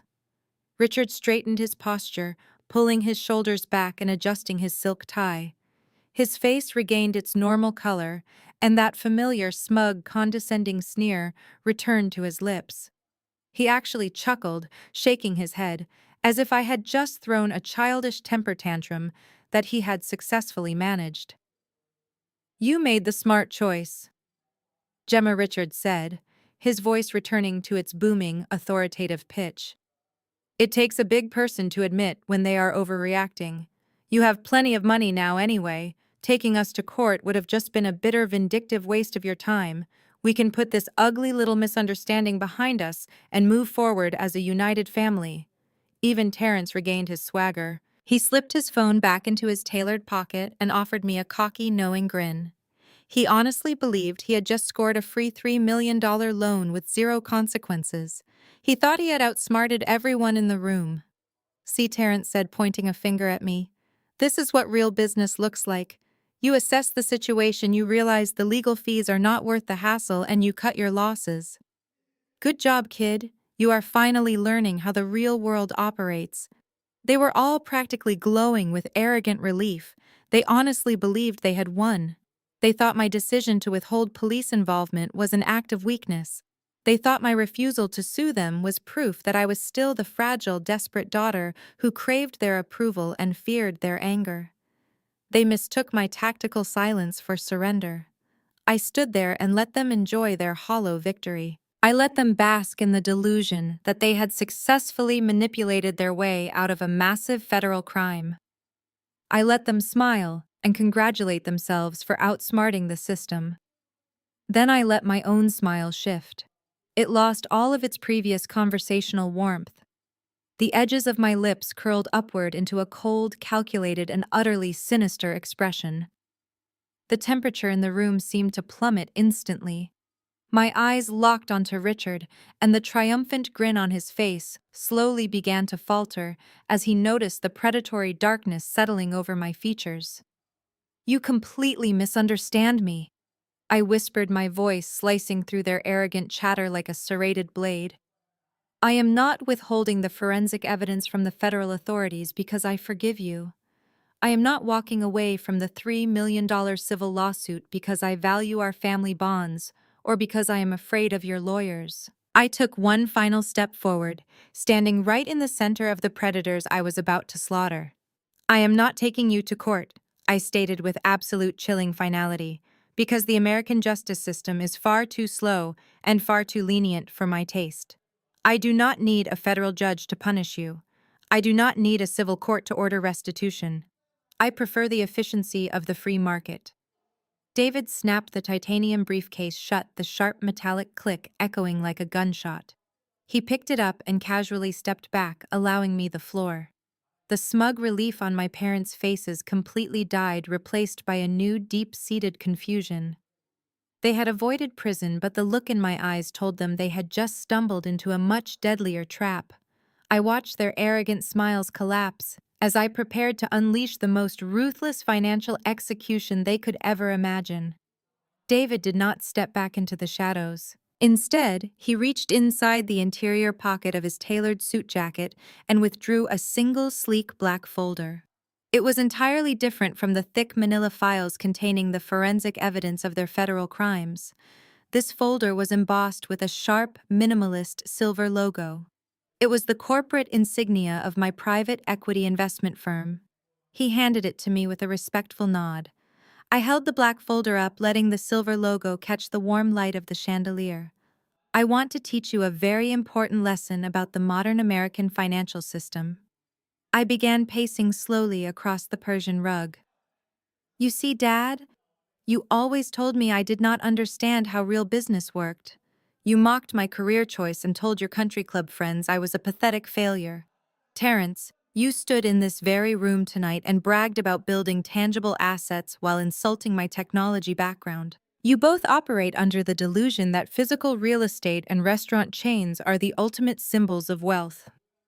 I opened the sleek black folder and pulled out a stack of impeccably printed legal contracts. But the absolute truth of the American economy is much more ruthless than bricks and mortar.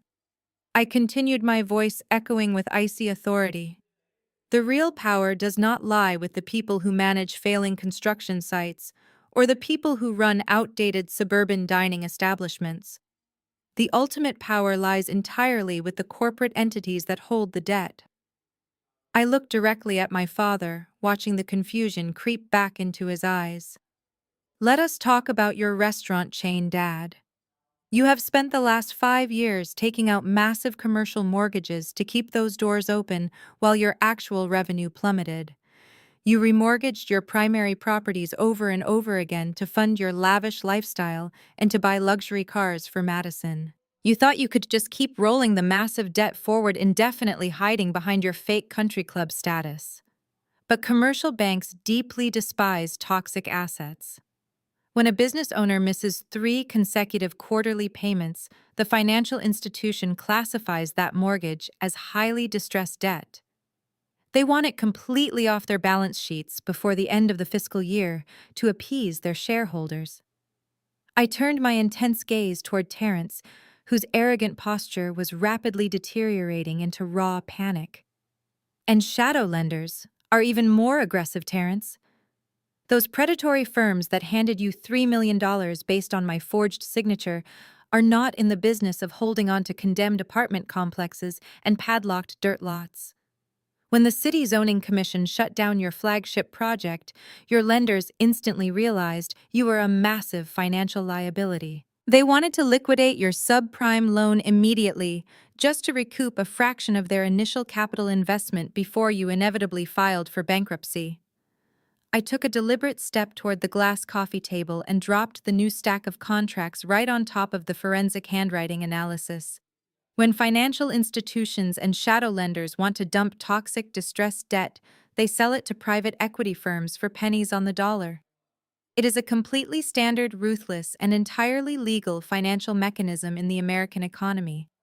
Banks sell the paper at a huge discount, and the private equity firms assume absolute legal ownership of the outstanding loans, with all the original collection rights fully intact.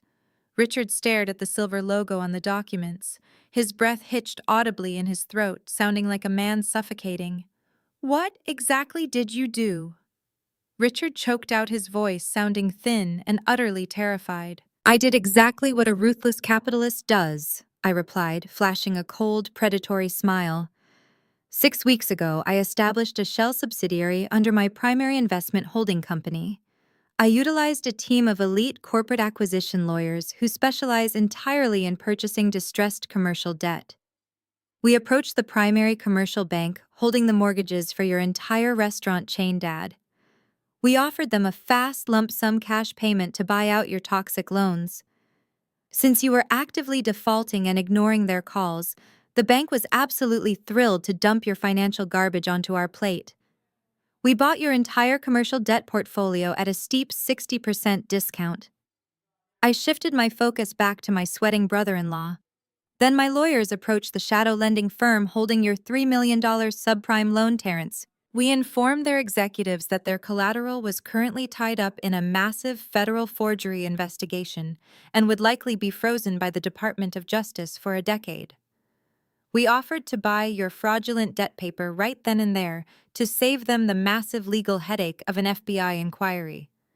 They happily signed the transfer agreements and eagerly took our cash payout.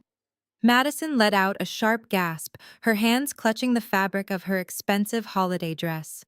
Aunt Patricia and Uncle George watched the brutal financial execution unfold with wide, horrified eyes. Brenda was still sitting on the floor, her mouth hanging open in pure, unadulterated shock. They were all finally beginning to understand the catastrophic magnitude of my financial maneuver. I had not just cornered them, I had completely swallowed them whole. I stood tall in the center of the room, projecting absolute dominance over the people who had treated me like garbage for 33 years. I did not need to involve the Federal Bureau of Investigation. I did not need to sit in a civil courtroom for 5 excruciating years arguing with your cheap defense attorneys over a stolen trust fund while you continued to live in luxury. I used my liquid capital to execute a completely hostile financial takeover of your entire existence. I tapped my manicured fingernail against the top contract on the coffee table, making a sharp clicking sound. These documents are the official legal reassignment of your commercial mortgages and your subprime loans. The corporate banks and the shadow lenders no longer hold your paper. They legally transferred every single one of your massive debts directly to my investment firm. The realization hit Richard like a physical blow.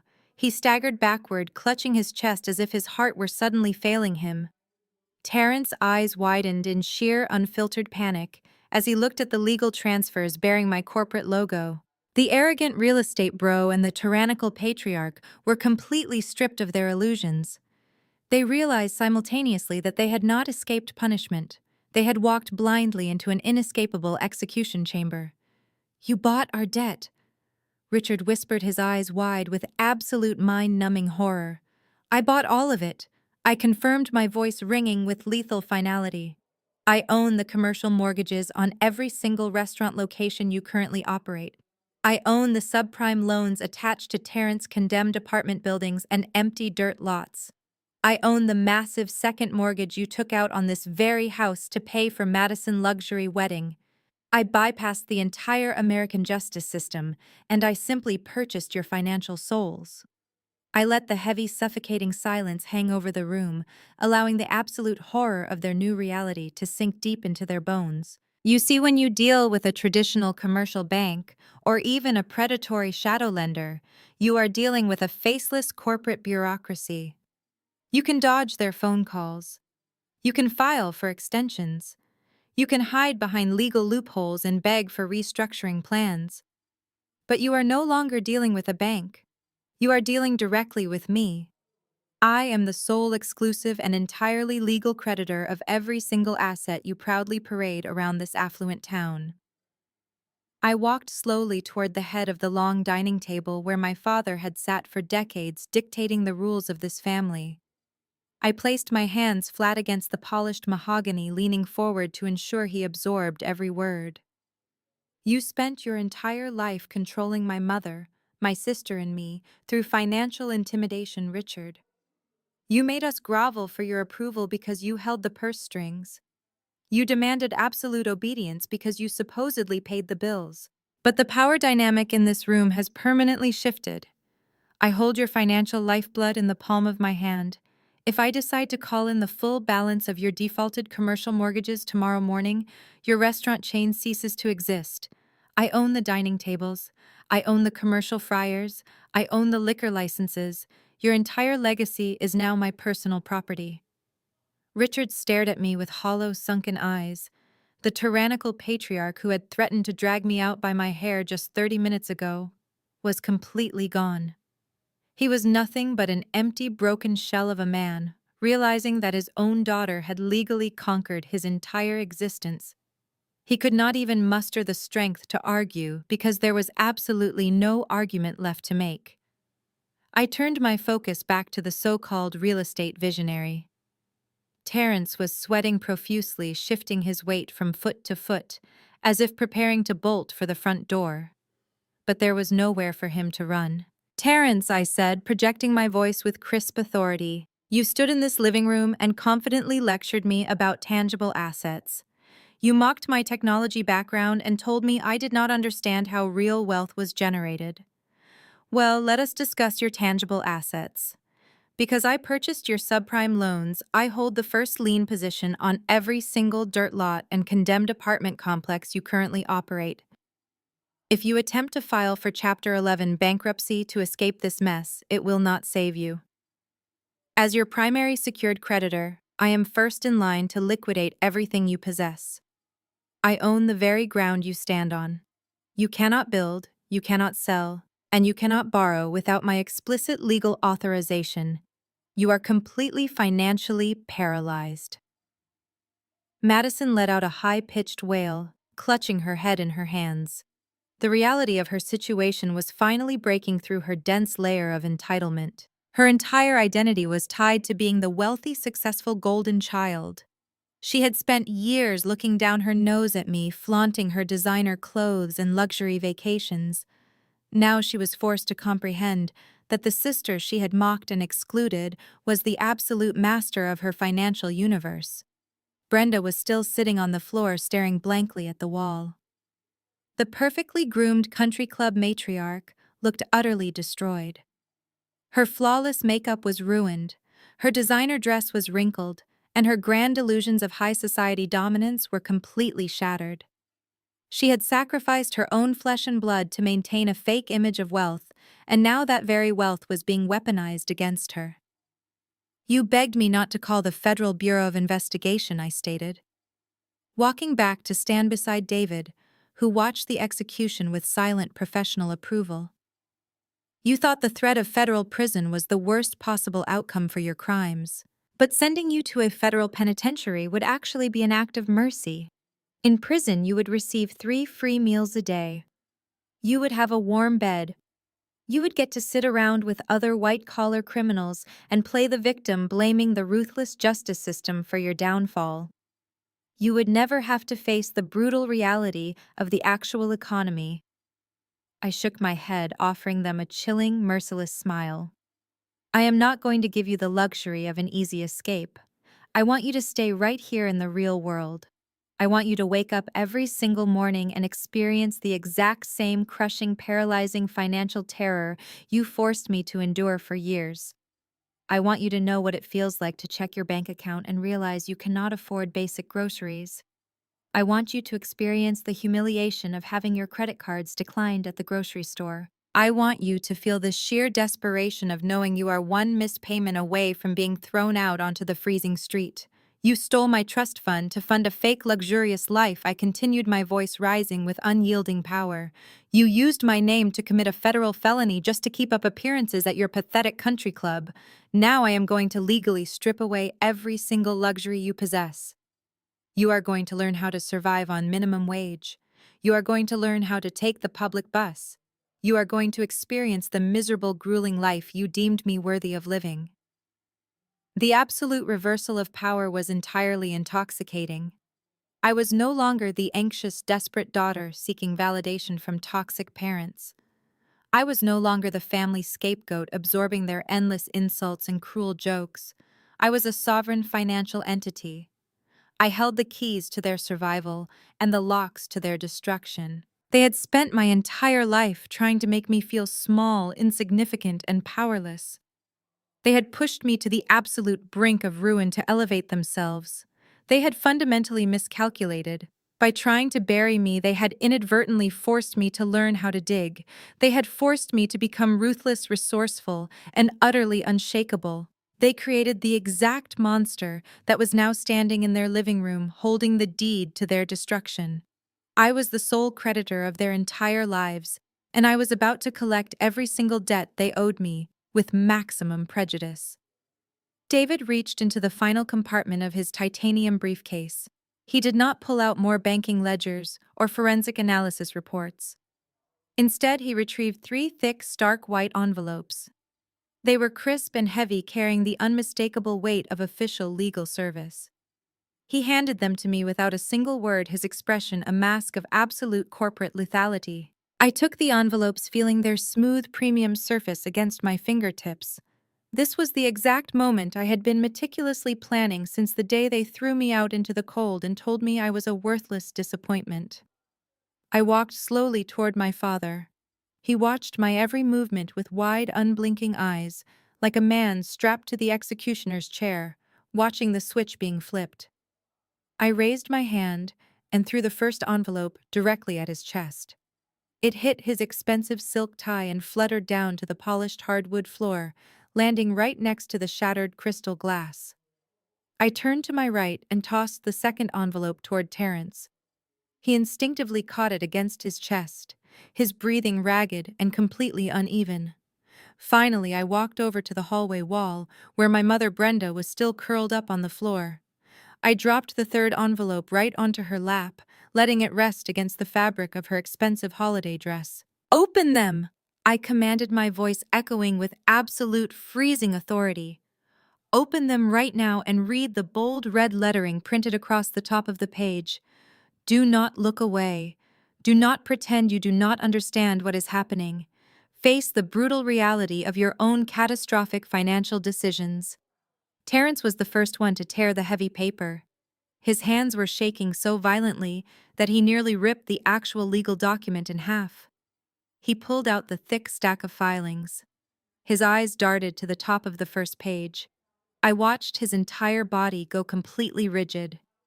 The last remaining shred of his arrogant real estate persona instantly evaporated, leaving nothing but a hollow, terrified shell of a man. It is a notice of default, Terence whispered, staring blindly at the paper as if it were written in a foreign language. It is a formal declaration of commercial foreclosure. I smiled a chilling, predatory smile that made my sister Madison physically recoil on the velvet sofa. That is exactly right, Terence, I said, projecting my voice to ensure every extended family member in the adjoining dining room heard the final devastating verdict. When my private equity firm purchased your toxic subprime debt, we also purchased the immediate right to enforce aggressive collection.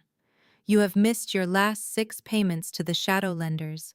You are entirely in default. That document is the official legal notification that my firm is immediately seizing every single asset attached to your fraudulent name. The condemned apartment buildings, the empty dirt lots, the commercial construction equipment, all of it is officially being foreclosed upon tonight. You are entirely liquidated. You have absolutely nothing left to your name. The fake wealth you used to trap my sister is entirely gone. Terence dropped the papers onto the Persian rug. He stared at his trembling hands completely destroyed. He could not even muster the energy to argue. He knew his fraudulent empire had just been utterly obliterated. I turned my cold gaze back to my father.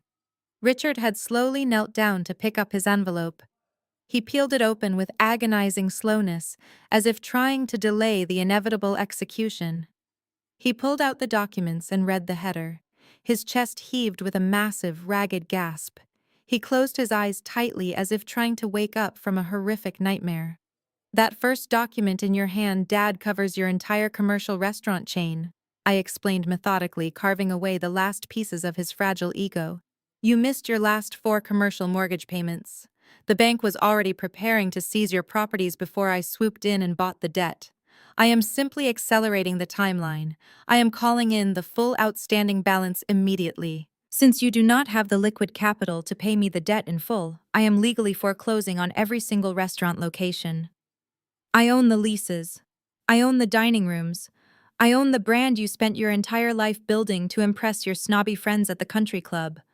Your entire legacy belongs exclusively to me. Richard let out a pathetic, choked sound. The tyrannical patriarch was completely gone. He was just a broke, elderly man, losing his entire life's work on Christmas Eve. He slumped forward, resting his forehead against the edge of the bar cart, completely broken. But I saved the absolute best for last, I announced, pivoting on my heels and gesturing broadly to the sprawling, luxurious living room around us. I looked at the massive 12-foot Christmas tree covered in glittering crystal ornaments. I looked at the blazing fireplace, the expensive Persian rugs, and the high vaulted ceilings of the Connecticut mansion my parents had used as a fortress of elitist arrogance for decades. Mom, I said, addressing the sobbing woman on the floor. Look at the second page of your document. Look at the specific property address listed on the foreclosure notice. Brenda let out a high-pitched wailing sob as she read the paper. She clutched it to her chest, rocking back and forth in pure, unfiltered agony.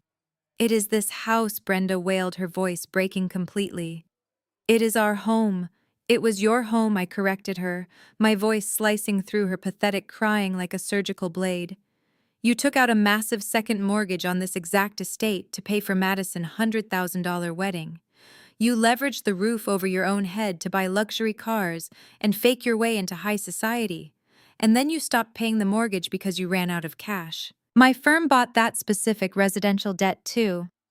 I stepped right into the center of the room, claiming absolute physical and dominant ownership of the space. I am officially foreclosing on this property, I declared, my words ringing with undeniable lethal power. The walls you used to lock me out of your affection are now legally mine. The dining room where you humiliated me tonight is mine. The front door you threatened to throw me out of belongs entirely to me. Madison let out a loud, dramatic shriek, burying her face in the sofa cushions. The reality of losing her childhood home, the ultimate symbol of her golden child status, completely broke her brain. Aunt Patricia and Uncle George sat in stunned silence, witnessing the absolute annihilation of my parents' fake empire. The stark contrast between the joyful, festive holiday decorations and the utter financial ruin unfolding in the living room was incredibly poetic. I looked at Richard, Brenda, and Terence. The vicious predators who had plotted to steal my inheritance and destroy my future were now completely destitute. I had stripped away every single layer of their fraudulent wealth. I had exposed their lies, their crimes, and their desperate fake luxury to the entire extended family. You have exactly 30 days, I stated, delivering the final crushing blow with absolute chilling serenity. You have 30 days to pack whatever cheap personal belongings you have left and get off my property. When the clock strikes midnight on the 30th day, the local sheriff's department will arrive to physically evict you from the premises. If you attempt to take any fixtures, appliances, or assets that legally belong to the estate, I will have you arrested for theft. I let the silence hang heavily over the room, ensuring the gravity of their new reality settled deep into their bones. You spent 33 years making me feel like a worthless guest in this family, I concluded, my voice dropping to a quiet, lethal whisper. Now you are nothing but trespassers in my house. Your time is officially up. The sheer finality of my 30-day eviction notice hung in the room like a physical weight crushing the air out of their lungs. No one moved a single muscle. The crackling of the fireplace was the only sound breaking the heavy, suffocating silence of their absolute ruin. Then the terrifying reality of imminent homelessness finally penetrated the thick, impenetrable layer of entitlement surrounding my sister. Madison slowly lowered her trembling hands from her face. Her tear-streaked makeup made her look like a shattered porcelain doll that had been violently cracked down the middle. She looked wildly around the luxurious living room, absorbing the catastrophic fact that none of this belonged to her anymore. The designer clothes, the expensive vacations, the fake country club status, the endless stream of unearned privilege, it was all permanently gone. She turned her bloodshot eyes toward the man sitting frozen next to her on the velvet sofa. The man who had promised her a sprawling real estate empire, but delivered nothing except toxic subprime debt and the looming threat of a federal indictment. Terence tried to shrink back into the cushions, but there was nowhere for him to hide from her explosive wrath. Madison launched herself off the sofa with a guttural scream of pure, unhinged fury. She did not just yell at him, she swung her right arm with every single ounce of strength she possessed. The sharp, violent crack of her palm striking Terence across the face echoed through the entire house like a gunshot. His head snapped forcefully to the side, and a bright red handprint instantly materialized on his dark skin. "You lied to me!" Madison shrieked, her voice tearing through the room with absolute venomous hatred. "You promised me we were rich. You promised me yachts and penthouses in Dubai. And now I am going to be thrown out onto the freezing street with absolutely nothing because you are a pathetic broke hustler. You ruined my entire life, you disgusting fraud." Terence stumbled backward, rubbing his stinging cheek, his eyes burning with humiliated rage. The smooth-talking, sophisticated real estate broker was completely gone, replaced entirely by a cornered, desperate animal. He looked at his hysterical wife, and then glared venomously at my parents, who were still paralyzed in their own miserable despair on the floor. "You think I ruined your life?" Terence spat, his voice dripping with pure, unadulterated disgust. "Your parents are the ones facing a massive federal prison sentence. Your father is a bankrupt restaurant manager who cannot even pay his commercial mortgages. I married into a family of broke, pathetic criminals who used my business to launder stolen trust fund money."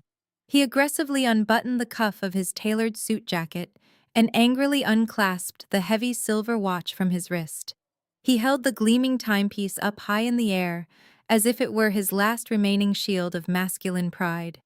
"At least I have tangible liquid assets," Terence sneered, his chest heaving with desperate defiance.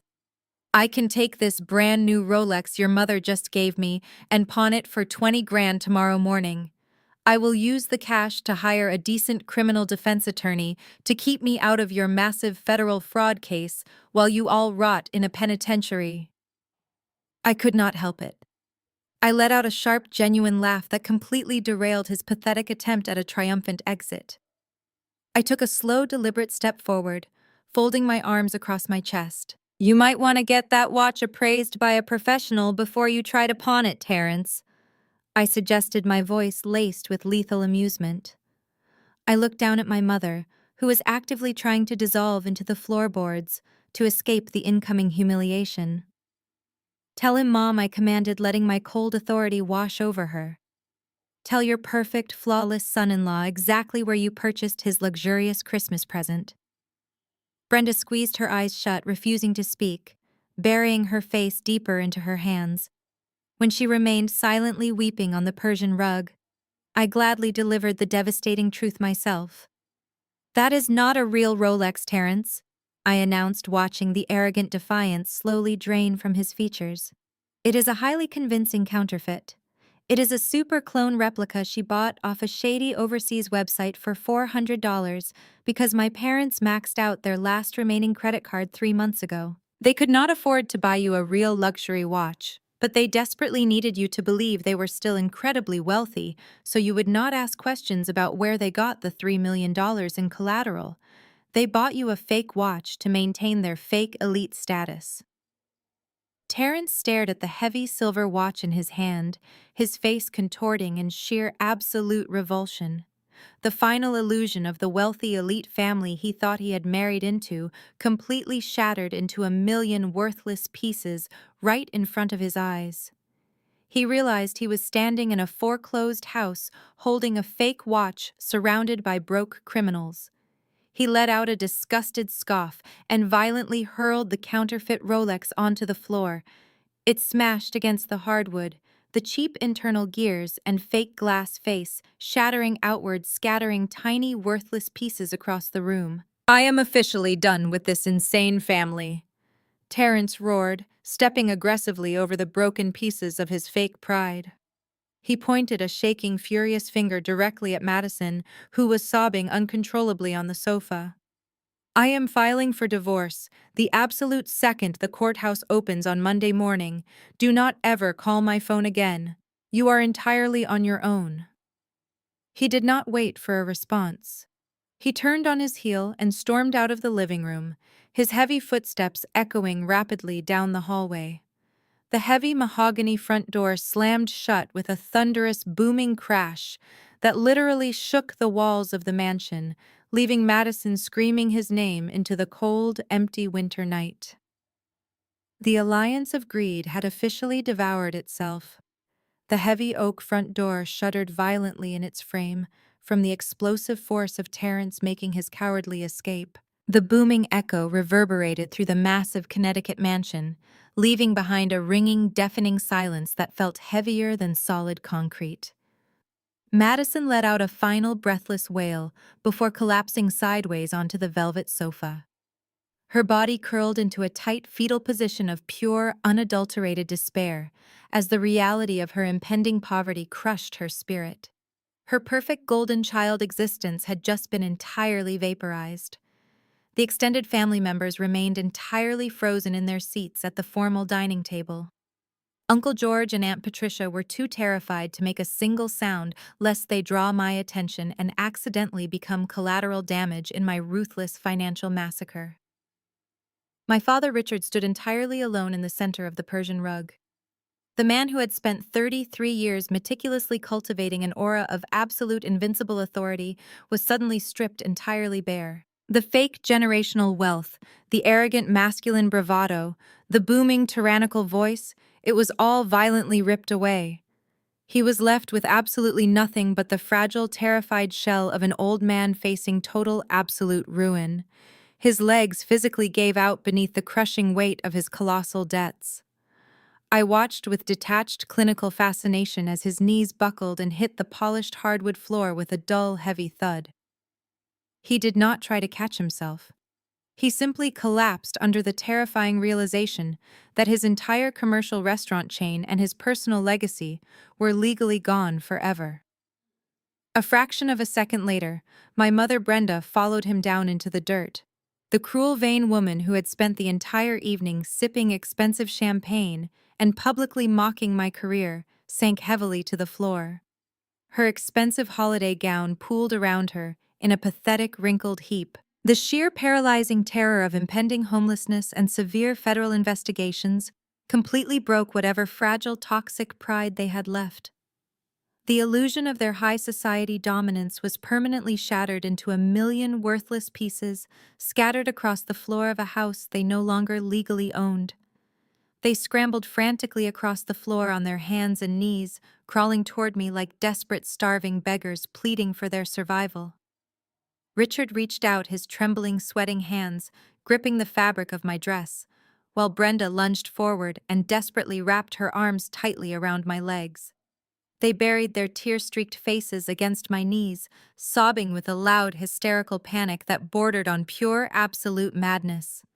They had spent decades treating me like dirt on their expensive shoes, but now they were literally groveling at my feet. "Gemma, please," Richard wailed, his voice entirely unrecognizable, a high-pitched sound of pure agonizing desperation. "I am begging you. I am your father. I raised you. You cannot do this to us. We will lose absolutely everything we have ever built. We will be sleeping on the freezing streets. Please, my beautiful, brilliant girl, show us some mercy. We are so incredibly sorry for everything we did." Brenda tightened her painful grip on my ankles, her thick, dark mascara running down her cheeks and soaking through the hem of my dress. "We love you, Gemma," Brenda sobbed, choking on her own frantic, rapid breaths. "We made a terrible, horrible mistake, but we are still your family. You are our flesh and blood. You have a good, pure heart. You have always been so kind and forgiving to everyone. Please do not take our home away from us. I will do anything you want. I will get on my knees and scrub your floors every single day. Just please do not throw us out into the cold." I looked down at the two pathetic people who had brought me into this world. I looked at the parents who had systemically destroyed my self-esteem, who had forged my legal signature to steal my grandfather's trust fund, and who had laughed directly in my face when I begged them for financial help to survive. I searched my heart, looking for a single ounce of pity. I looked for a microscopic trace of daughterly affection or even a brief flickering moment of regret. There was absolutely nothing there. The emotional well was entirely bone dry. My heart had completely flatlined when it came to these toxic, manipulative people. I looked at them with the cold, dead eyes of an absolute stranger. They were no longer my parents. They were simply defaulted debtors crying over their legally foreclosed assets. I did not yell at them. I did not kick them away in anger. I simply reached down and grabbed Richard by the wrists, prying his trembling fingers off my dress with brutal, effortless strength. I took a deliberate, powerful step backward, physically severing the very last tie of physical contact between us. Brenda fell forward, her hands grasping helplessly at empty air, as I moved entirely out of her reach, leaving her sprawling on the rug. David stepped forward, seamlessly anticipating my exact next move. He picked up my tailored wool winter coat from the leather armchair where I had draped it earlier this evening. He held it open for me, his posture radiating unwavering support and lethal corporate dominance. I slipped my arms into the heavy, warm wool sleeves, adjusting my collar with slow, methodical precision. I smoothed my hair and picked up my designer handbag, preparing to leave the toxic blast zone of my own meticulous making. I looked down at them one last time. They were huddled together on the floor, a pathetic, miserable portrait of total self-inflicted destruction. I reached into the side pocket of my handbag and pulled out a single folded piece of paper. It was not a legal document or a foreclosure notice. It was a simple itemized receipt. I let it flutter down through the air, watching it land gently on the Persian rug right between my weeping parents' hands. "I suggest you dry your fake tears and read that invoice," I stated, my voice ringing with a calm, terrifying finality. "That is the final bill from the elite catering company you hired to serve your extended family tonight. You ordered premium steaks, imported lobster, and vintage champagne to prove to everyone how incredibly wealthy you are. The total comes to exactly $4,500. Richard stared blindly at the piece of paper, unable to comprehend why I was handing him a catering bill in the middle of his absolute financial execution. "You need to pay that invoice first thing tomorrow morning," I instructed, my tone entirely devoid of any mercy. "Because at precisely 8 o'clock tomorrow morning, My corporate acquisition team is issuing a hard global freeze on every single line of credit attached to your commercial and residential profiles. Your platinum credit cards will permanently decline. Your bank accounts will be entirely locked. You will not have access to a single liquid penny by tomorrow afternoon. I linked my arm through David's elbow, holding him securely. The warmth of his steady presence was the only real authentic thing in this entire fraudulent house. Merry Christmas. Mom and Dad, I said, delivering my final goodbye with a chilling, serene smile.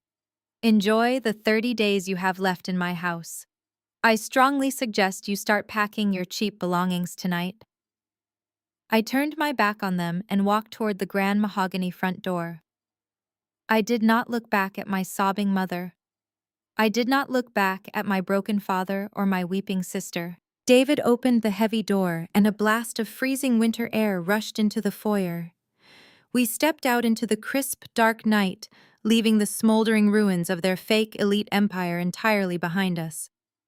The heavy door closed with a loud, definitive click, sealing their catastrophic fate and officially ending my 33-year nightmare. 6 months have passed since that freezing December night when I walked out of the Connecticut mansion and locked the heavy oak door behind me.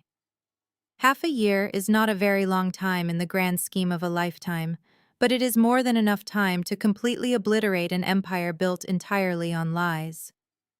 The 30-day eviction notice I handed my parents was not a bluff. When the clock struck midnight on the 30th day, they refused to leave, hoping I would somehow show them a shred of last-minute mercy. I did not.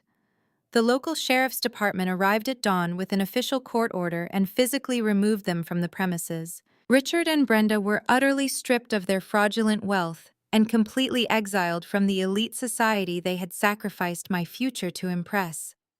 They now live in a cramped, dilapidated one-bedroom apartment in a decaying suburb miles away from their former glory. The country club board instantly permanently revoked their membership the moment the news of their massive commercial foreclosure went public.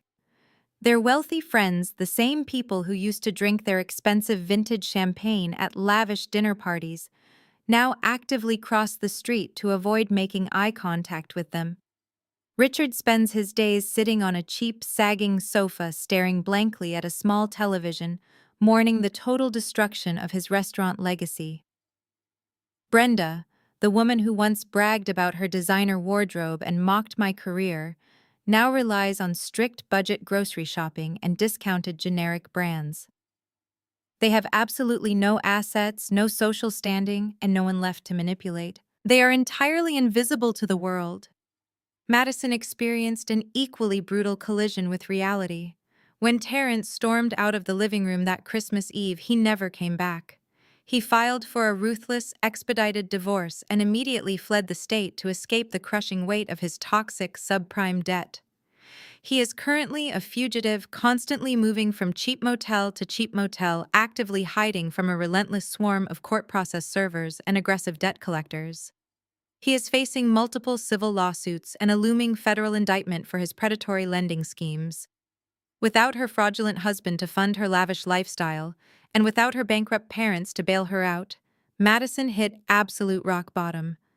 The precious golden child who used to parade around with luxury handbags and mock my work ethic was forcefully, violently dragged into the real world. She is currently working 40 hours a week as a retail cashier at a massive discount supermarket. The girl who demanded first-class flights to Dubai now wears a stiff, scratchy polyester uniform and stands on her feet all day scanning barcodes. She spends her entire shift taking orders from impatient managers and enduring the harsh complaints of rude customers fighting over expired coupons. She is completely isolated, trapped in a grueling cycle of minimum wage survival that she used to deeply, deeply despise. The absolute irony of her new miserable existence is a perfect poetic justice. While their world crumbled into fine dust, my world completely blossomed into something extraordinary. I did not spend a single second looking back at the wreckage of their lives. Instead, I focused entirely on building a beautiful, authentic future with the man who stood fearlessly by my side when the battle lines were drawn. Yesterday afternoon, David and I were married. We did not host a stressful, chaotic event in a pretentious country club to impress fake friends. We hosted a stunning, intimate ceremony right on the expansive wooden deck of the Aspen ski villa, the exact same $5 million estate my mother had so desperately tried to steal from me. The crisp, clean mountain air filled my lungs, and the majestic snow-capped peaks provided the perfect, breathtaking backdrop for our vows. There was not a single drop of toxic blood at my wedding. Not one biological relative received an invitation.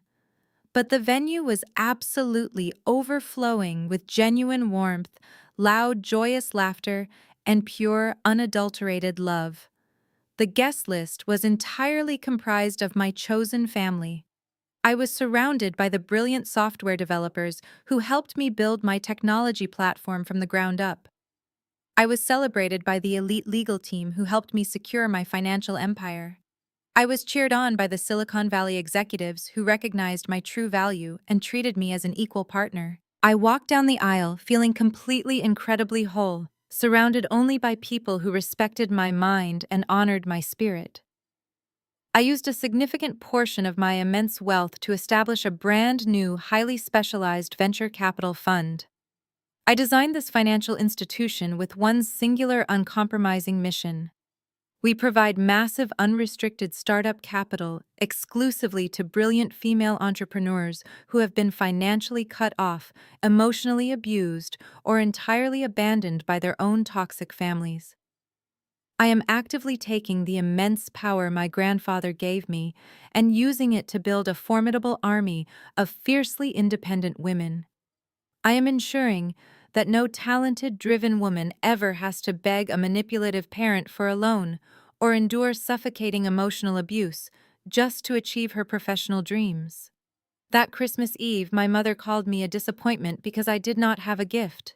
She was absolutely right. I bought back my own dignity, and I gave them the only gift they truly deserved: the naked truth and the devastating consequences of their own greed. Society often conditions us to believe that blood ties demand unconditional loyalty and infinite forgiveness. However, the story we just witnessed shatters this dangerous illusion completely. True family is not determined by shared genetics or a common last name. It is built on a foundation of mutual respect, unwavering support, and genuine love. When the people who are supposed to protect you choose to exploit and manipulate you, instead they forfeit the right to be called family. Tolerating financial and emotional abuse just to keep the peace only empowers the abusers to destroy your future. The most profound lesson here is that absolute financial and emotional independence is your greatest weapon. You cannot negotiate with toxic, narcissistic individuals who only view you as a stepping stone for their own greedy ambitions. By silently focusing on self-improvement and building her own wealth, the protagonist created an impenetrable fortress around her life. She did not seek petty revenge through screaming matches or physical violence. She simply allowed the natural, devastating consequences of their own fraudulent choices to consume them entirely. Success achieved through honest hard work will always outlast the fragile fake empires built on lies and stolen assets. Ultimately, you must define your own worth. If you spend your entire life desperately seeking validation from people who are committed to misunderstanding you, you will only find misery. Walking away from a toxic environment is not an act of weakness or betrayal. It is the ultimate act of self-preservation and self-love. You have the absolute right to cut off anyone who threatens your peace and to build a chosen family that truly celebrates your brilliant potential. If this story inspired you to stand up for your own worth and cut ties with toxic negativity, please hit the like button and subscribe for more empowering content.